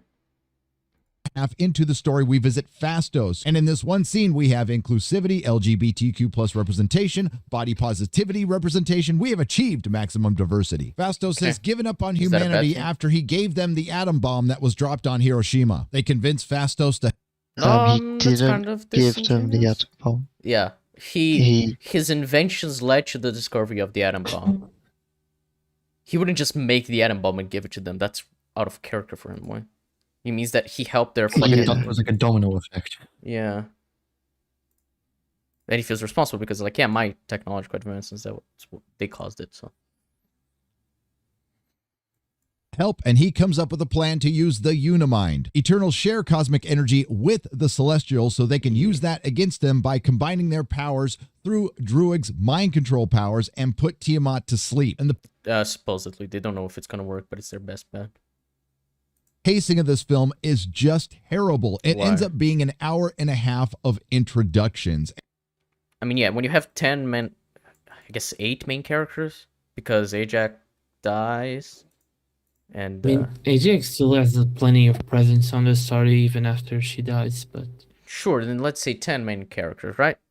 So when you have 10 main characters to introduce, and the plot of the film, and the world building, I'd say an hour and a half of introduction is fine. Even then, they are advancing the plot as they introduce characters. Like, when they meet Druig, that's already the second act. Like, this developing shit. I don't know if you understand, Nerdrotic, how how structuring a film usually works. You have the first act to introduce the conflict and a few and some of the main players, and then you have the inciting incident, which kickstarts the plot. As the plot is developing, you develop the story and the characters until you get to the third act, which is when the conflict is at its height, and that's and then you have the release of tension as the climax ends, and that's it. So in the second act, that's when you're going to develop most of it. So.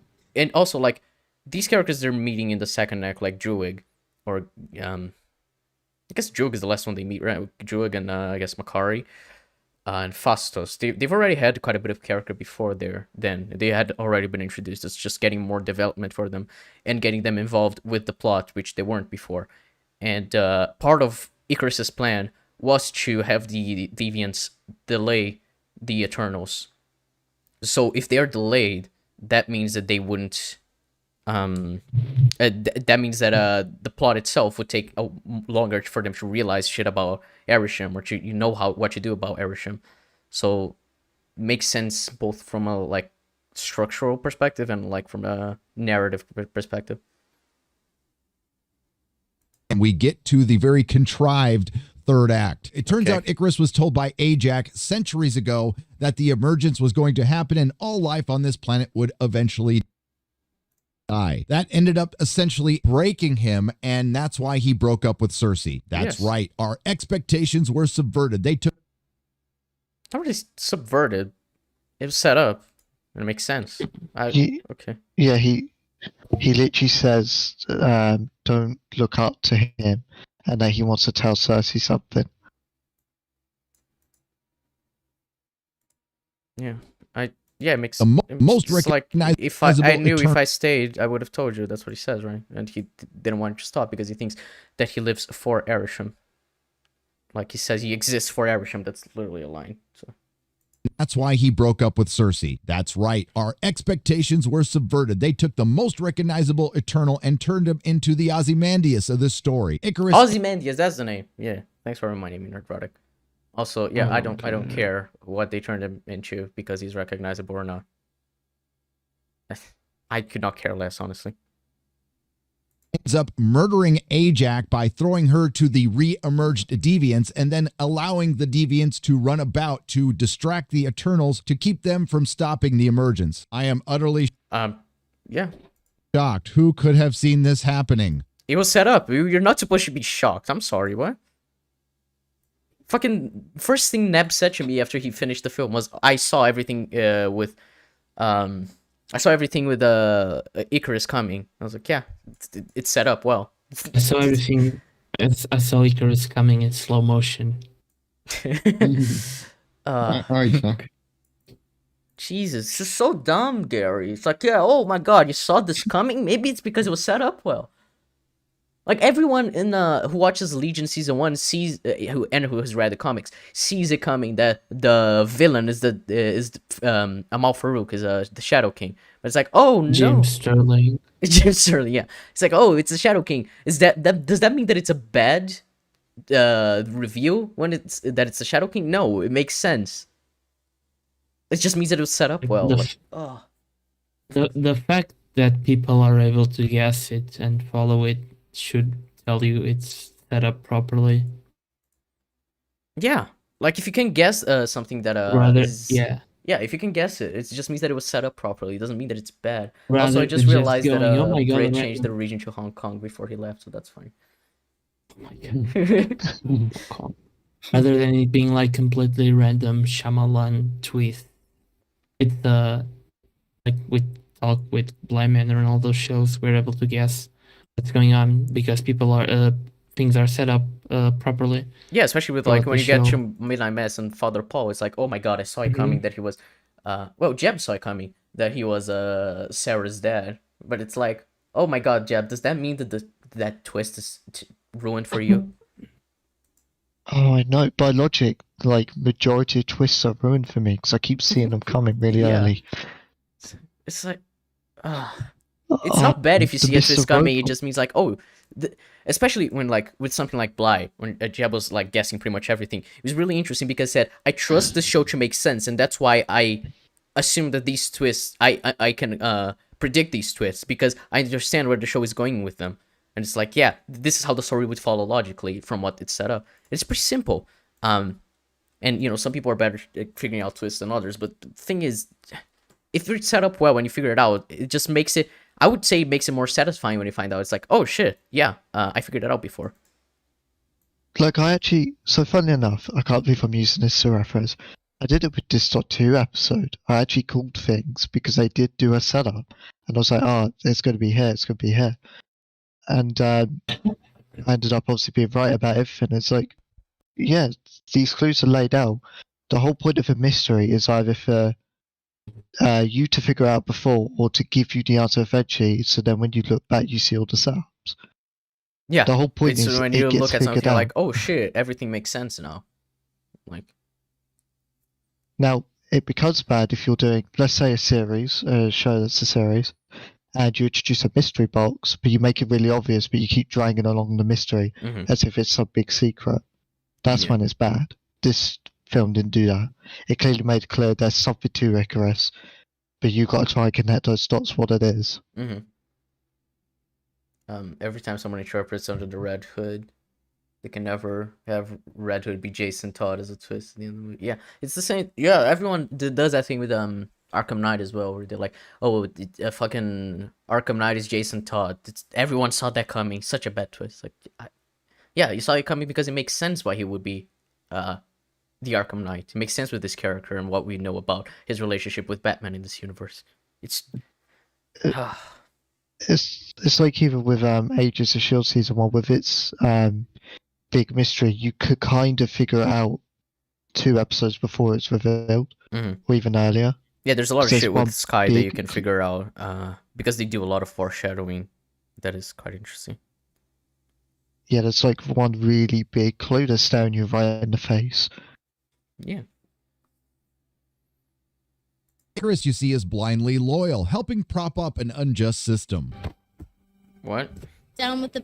Okay, I have Fuck no idea why he off, used this man. clip. What He is this? he's blinded loyal because that's what he's been he spent the last 6,500 years being loyal to this deity who he thinks has an ultimate plan for him, and then he finds out that deity is also his creator. So he figures out, yeah, I only exist for him, which is a reasonable thing for him to figure out. And it's the same thing that happens with just religion, when people are like, oh yeah, I exist for God. So like, why do you think that fucking Islamists kill themselves, extreme Islamists kill themselves, like in 9/11, for example? It's like, oh, because they believe they exist for this God, and this God wants them to die doing this, and they're, risking their lives for that. It's just genuinely the same as having blind faith in some sort of deity, because whatever religion.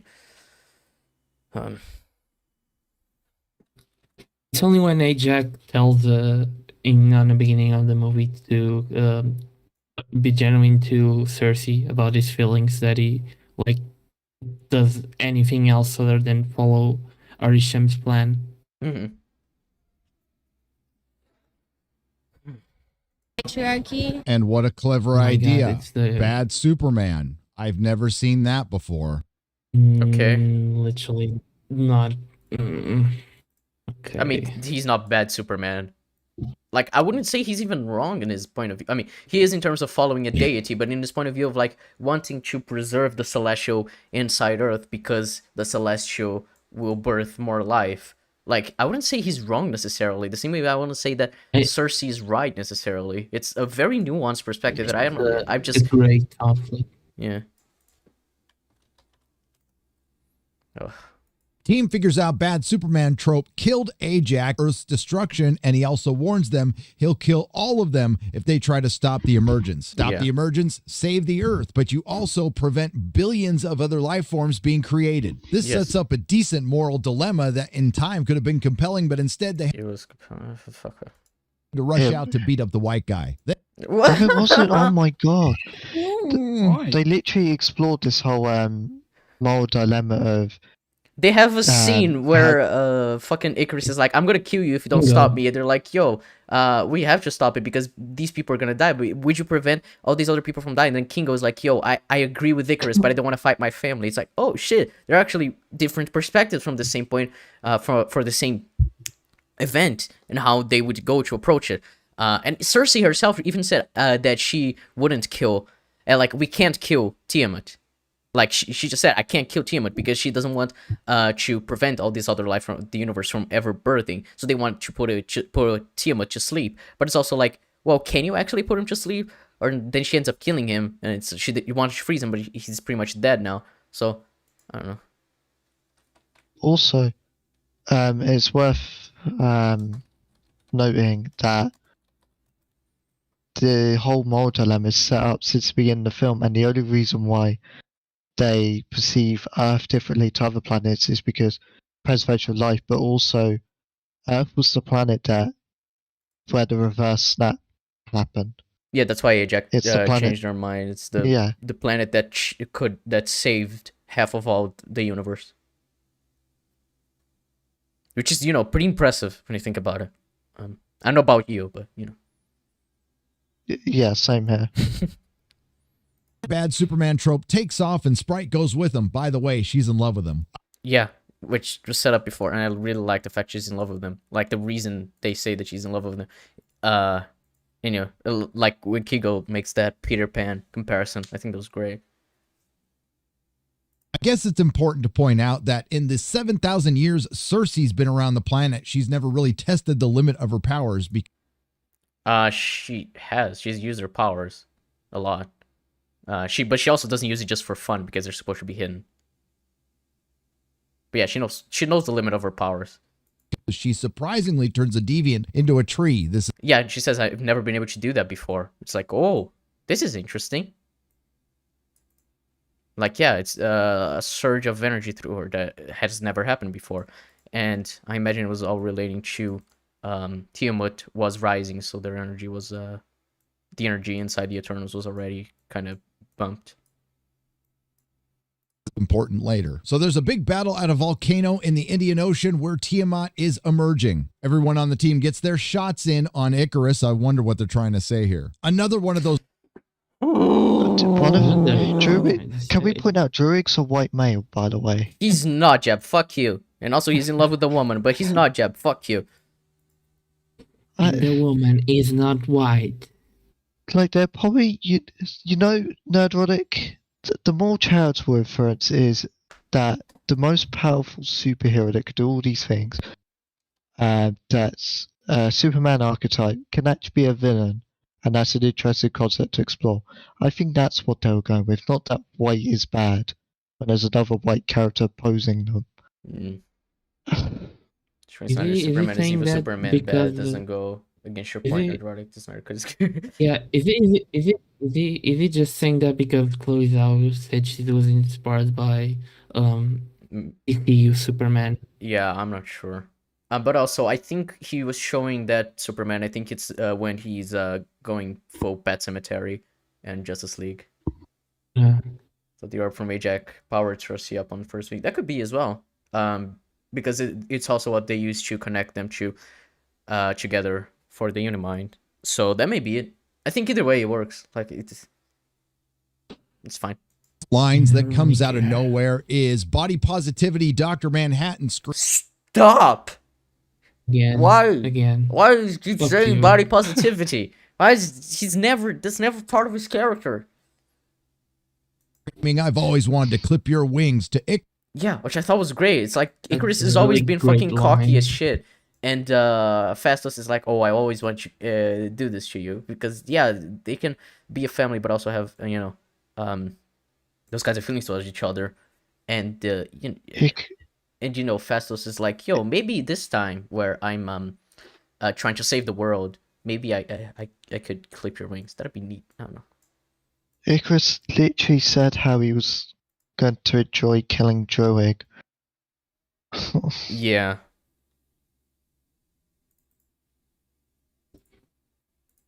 There's no context for this line in the film. All were amicable. This simply was a symbolic line. Wait, I'm sorry, I'm confused. Symbolic. To Icarus, there's no context for this line in the film. So you remember when Icarus went to Phastos' house, and then he used his powers in the same house as his kid, and then he broke Phastos' table. And then he turned against them like two scenes later. Yes, the IKEA table. And then he turned against them and betrayed his family like 2 scenes later. Like, maybe there is context for why Phastos would be upset at fucking Icarus. And even then, Icarus has always been super cocky and super like loved by everyone. It's like the thing where when you have someone that is so sure of himself like that, it can get annoying, and it's kind of why like it's like, oh, I want you to clip your wings. You're like, clip your wings is also a metaphor used for like trying to bring someone down to show that they're not all that they think they are. Which is what he does. Yes. Actions were amicable. This simply was a symbol. There's a big gobbledygook CGI fest where Icarus is defeated, then he wins, and then he decides to join the Eternals with the Unimind. He does not decide to join the Eternals with the Unimind. He did so by accident. He would not ever join the Eternals with the Unimind because it's out of character. That would be considered a character assassination. That's not what happens. He joins it by accident because Tiamat rising means that the energy was connecting them all, and because they were already performing the Unimind, all the Eternals connected, and that power went into Cersei, turning Tiamat into fucking ice. Icarus character assassinated, confirmed. Yeah. Like, fuck off, Gary. Did you actually miss the fucking film? Literally, he would not... They have a line that explicitly says, Tiamat united us. Even Sprite and Icarus. And it was like, oh, it's Makari who says that. Yeah. So like, it wasn't because they wanted to. It's because Tiamat made that happen by accident. It's not even that TM which wanted to. He also did it by accident because that's how they survive the emergences. It's like, oh, that's neat. They actually explain how they survive the other emergences. It's like doing 2 things at once. 3, you think about it. Yeah, it's... that upset me. I'm sorry.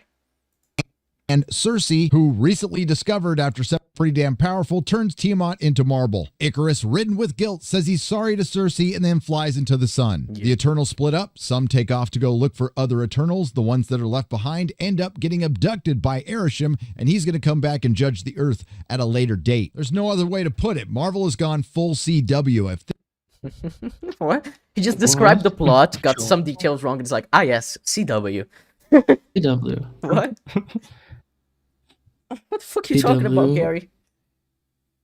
Stands for Cersei weren't and bad enough. Kingston. Hold up, let me get back here. CW. If things weren't bad enough, and normally I would be excited about this, the post-credit scene had Star Fox in it, played by Harry Styles, and Pip the Troll, voiced by Patton Oswalt. I don't understand why these people hate Patton Oswalt so much. Yeah, Leave Patton Oswalt alone. I mean, including a boy.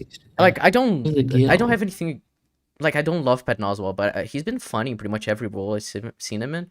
Other than, I guess, The Boys, where he played, the Deep's Gills. The Gills. Yeah. But he's pretty funny in Agents of S.H.I.E.L.D. and in Community. It's like, yeah, it's fine. I do not wanna be know done. who that person is. Let me check. To watch this film a second time, and I know I could go into the inconsistencies, but the writing is so bad it almost feels like a waste of time. I mean, You just spent 15 minutes recapping the plot, you fucking faggot. The video is 17 minutes long. You spent 15 minutes recapping the plot, got some details wrong, and then you're like, oh, the writing is so bad, I don't even want to get into the writing. What? This video is supposed to prove that the film is a fucking disaster, you moronic piece of... I'm upset. I actually know. I can tell. Fuck's sake. should I point out that a character that's a 14-year-old girl for thousands of years wouldn't change her hairstyle once? Maybe she did. She just go back to that one. Why does it matter? Maybe she's used to that one. Maybe. Why does it fucking matter? She would change her hairstyle because she can change even how she looks. So she has changed her hairstyle. I can guarantee you. Especially when she makes herself look older, she doesn't have the same hairstyle. So, maybe she does change her hairstyle sometimes. Maybe she doesn't like the way she looks, and she knows she can't really change anything about it. That's part of her character, isn't it? It is. Oh my god. So why didn't he point out that Icarus has the same hairstyle for like several thousand years? Yeah, why only the 14-year-old? Yeah, that's retarded. Yeah, everyone has a fucking same hairstyle. Like the most Icarus got now was like maybe like a bit of grey that I kind of noticed, and maybe that was at the start, but. It was at the start, yeah. Because, yeah, because that's what Richard Madden has. Is the white. Yeah, it didn't even do that with makeup. It's just Richard Madden has that, which I think looks pretty cool, honestly. I point out for Christ. That's Sprite. Yeah, no, it's Sprite, the only one. More characters in your film does not give it character, yet it has a lot of character. I that is what you're gonna say, isn't it, Nerdrotic? I hope it is, because that's true. And it's funny because the ensemble films are the ones that have the best character writing. Like both Guardians films, Avengers 1, Age of Ultron as well. Those are the ones that have the better character writing. the most important thing in it. If they aren't interesting, they start wandering to the corners of the screen. Then you end up with a film called Eternals that gets forgotten in a couple of weeks. But no, it's been 12 days since this video came out. I watched the film twice, once in IMAX, and I still think about it pretty much daily because I quite like it. I think the characters in this film are pretty interesting. And the amount of times I've talked to, well, everyone here in this call, a lot of people on Discord especially thought about this film. It's like, yeah, I think we think about this film quite a bit still. In the end, it's the story, it's the writing, and it was all over the place, and I just couldn't. Yeah, you definitely proved that by saying you're not going to go into why it's bad. You fucking... Jesus Christ, you're so dumb, Gary. Wait for this film to end. I have never considered superhero film in my life until this one. Okay. When you say the word Eternals to a comic book fan, the first thing that pops to their mind is Icarus. And you took that character and you made him a bad guy. Oh my god, they changed something from the comics. How dare you? Did you know also that Philip Coulson was not a character in the comics and you made him the fucking director of S.H.I.E.L.D. in the TV show. That is a slap in the face to comic readers. I hate this person so much. Oh, is it Marvel taking chances with lesser known characters or Marvel just being thorough? I've been warning this is going to happen for quite some time, and it looks like a lot of people have started to come around, including John Olszewski from the New York Post. Oh, now critics' opinions matter. Now that they feature Nerdrotic. Oh, yeah. Like Mm-hmm. John Olszewski, Yeah, my favorite critic. the acclaimed writer and director and critic. Yeah, Oh, Johnny, dude. Johnny. Yeah, good old We all Johnny. He's know my favorite Johnny. critic, yeah. Let's see what Johnny Johnny Olszewski. Alinsky has said, like, in the past. How verifiable is he? Olszewski. Man, if you Movie think reviews and Suicide previews Squad is on good. Rotten Tomatoes. Let me go check. He had... I got 10. Stop being horny. So, he gave The French Dispatch a 2 out of 4. Funny. He Believe gave yourself. Venom 2 a 1 out of 4. Kill yourself. He gave a Rotten to the Guilty, which is hilarious. He gave Shang-Chi a 3.5 out of 4. Wow. He gave Candyman a 3 out of 4. He gave Free Guy a 4 out of 4. I love that film, but dude. A It's very terrible. trustworthy individual. He gave can the tell 3 from out the of reviews. 4. That's hilarious. What did he give to the Suicide Squad? He gave a 3 out of 4. He thinks the Suicide Squad is good. Is he just in love with the number 3? Gave Black Widow a 3 out of 4. Oh my god. Very true. He he gave both Cruella and A Quiet Place Part 2 a 3.5 out of 4. And he gave Conjuring 3 a 1.5 out of 4, and he said, the devil made me watch it. So yeah, he is very reliable. Thanks, Gary, for pointing that out to me. Super trustworthy. I love this review. Yeah, he's now my favorite reviewer. Good old Johnny. I'm gonna check out his opinions every time a new film comes out now. He's better than Angry Joe. Probably not wrong, to be fair. And EFAB. Also probably not wrong, but let's And not talk about Marcus speaks true. that. Hey, how dare you? Marvel Cinematic Universe Yeah. before it's too late. Just a highlights from this article, including this image. The MCU's best days are behind it. Before the pandemic, we were force-fed flavorless soy. Yes, I know the recent Shang-Chi was Wait. very good, and Black Widow was fine. However, Very deep down, good. you know this, Marvel fans, the MCU's best days are behind it. For the pandemic, we were being force-fed flavorless Soylent Green. Soylent Green. Like Captain Marvel and Ant-Man and the Wasp, there would be more uninspired crapula, so much more. This, from using the word soy, kind of sounds like, yeah, it kind of sounds like he's an anti-SJW type, whatever. Green, like Captain Marvel and Ant-Man and the Wasp, which I like to call Wasp and Ant-Man. And yeah, because you're retarded. But whatever. I mean, that film is shit. I hate it. It's it breaks the MCU quite a lot, but it's not really focused on Wasp more than it is Ant-Man. Ant-Man's character is still quite relevant in that film. The issue is that the first film, Ant-Man, actually had like an interesting character arc for Scott. Second film, because they didn't have Edgar Wright's original script anymore, because, you know, he wasn't involved in the second film at all. They didn't, you know, the character stuff in it was just really surface level. There will be more uninspired crapola, so much more. Getting out while good and ensuring a Going out when the going is good, ensuring a legacy goes against her modern more attitude. More, Instead, we wring more. out every last penny from something until it dies a pathetic death. I mean, yeah, I agree with the statement that nowadays it's just more, and so these franchises will never end, like Star Wars and Marvel. But you know, it doesn't much matter when I saw Captain Marvel. Yeah, Captain Marvel showed up in the post-credit scene of Shang-Chi. Isn't that awesome? Didn't he say Shang-Chi was fine? He said Shang-Chi was great, and that Black Widow was fine. This critic. Shang-Chi doesn't have any silent green. Shang-Chi is just pure Chinese food. he goes against the modern more attitude. Instead, out every last penny from something until it dies a pathetic death. And I can hear you say, it's not over for Marvel. We still have Spider-Man No Way Home. And No, that's not. Okay, that is not what I would say. No, Spider-Man No Way Home is the exact opposite of it's not over for Marvel. It's like, yeah, this is the film that's gonna kill the MCU, but we still have Guardians 3, and that might be good. And I guess Thor: Love and Thunder is another film that I'm cautiously optimistic. So Moon Knight. Moon Knight could be an interesting show, but I doubt it. Like, I like the concept, and from what I've seen from the trailer looked good, but I doubt it's gonna be good.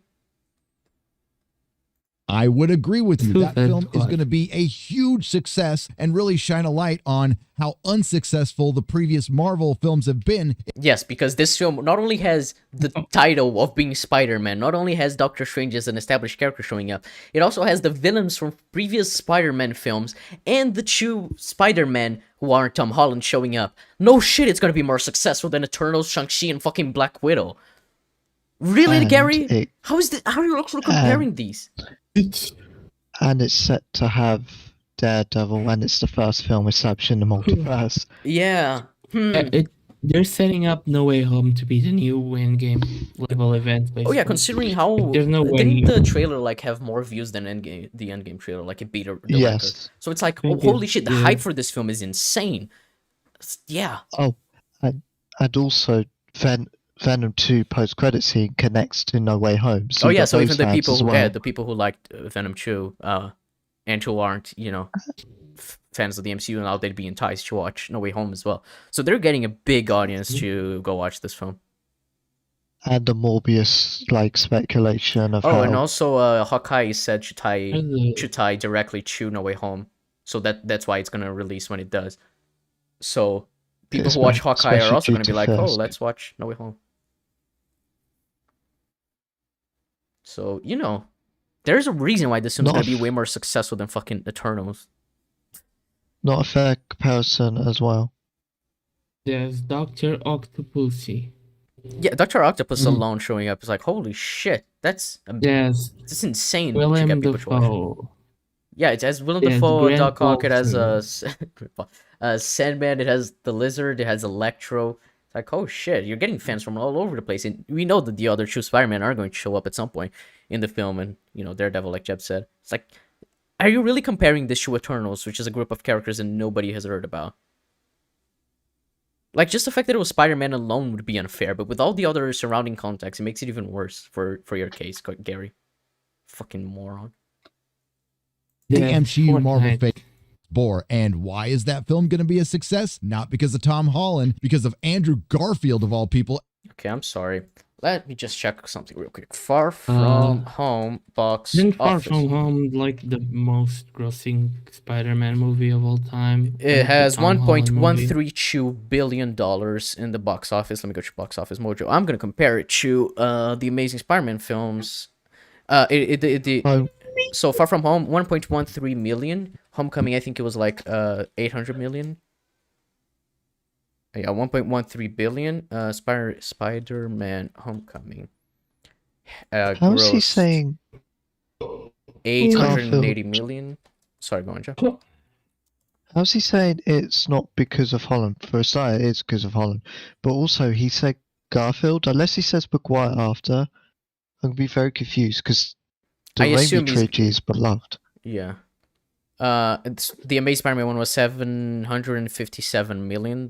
So Homecoming and Far From Home made more money than that. The Amazing Spider-Man 2, $708 million. So both Homecoming and Far From Home also made more money than that. Let's see, Spider-Man 2, $788 million. So both Homecoming and Far From Home made more than that. Spider-Man 1, $825 million, so both Homecoming and Far From Home made more than that. And Spider-Man 3, which I'm pretty sure is the best performing, $894 million, which Homecoming did slightly worse than, but Far From Home did a lot better. So you can't tell me that Holland doesn't sell tickets. He does, clearly. But fucking Tom Holland is everywhere these days. Like, people meme on it, but yeah, Tom Holland and Zendaya and Timothy Chalamet is like, these actors who are like everywhere nowadays. Puts people on seats, basically. People know, oh my god, that's Tom Holland. and Tobey Maguire. Hey, if you like this film, then Oh, good for you. but I'm calling it right here. There is no more Marvel. There is only Disney. The consumption. What? Yeah. Marvel, Disney's and Marvel's and about Disney. Yeah, I wonder what he means by that.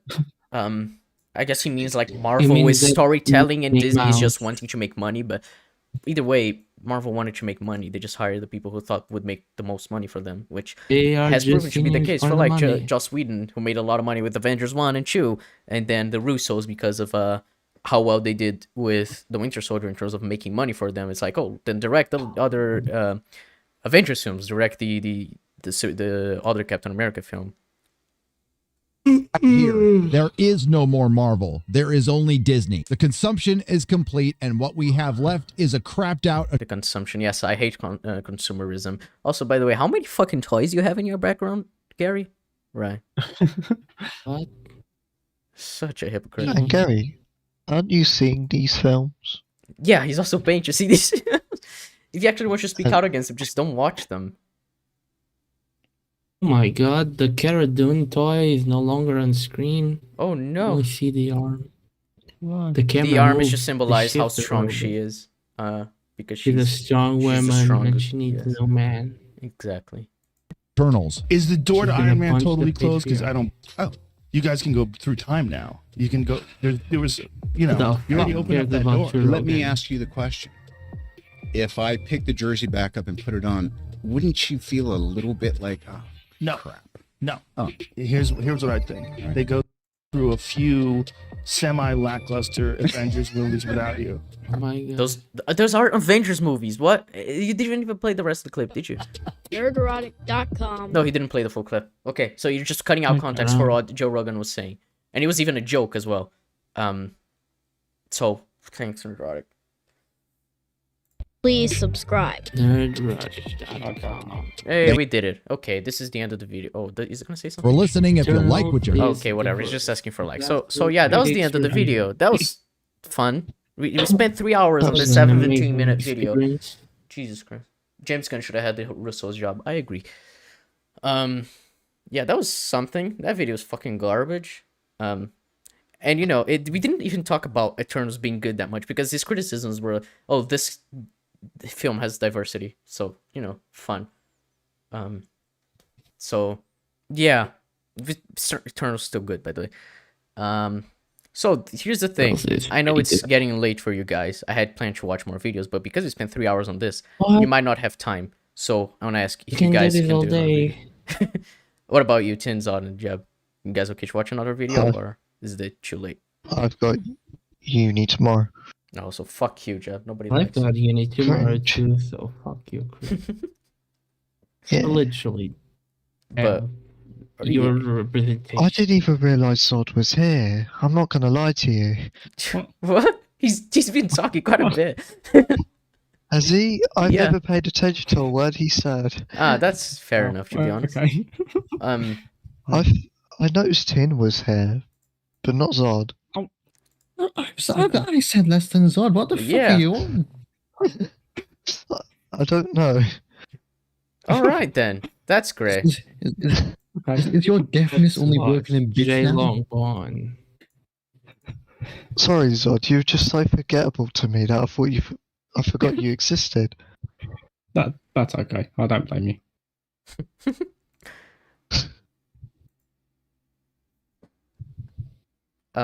All right. So anyway, that was Nerdrotic's video on Eternals. We will still cover a lot of Eternal stakes, so don't you worry about thinking that we didn't cover enough today. There are quite a few bad Eternals videos that we plan on covering, so that should be fun-ish. So yeah. So yeah, we'll catch y'all next time. Thanks everyone for watching, and yeah. Bye bye. Bye.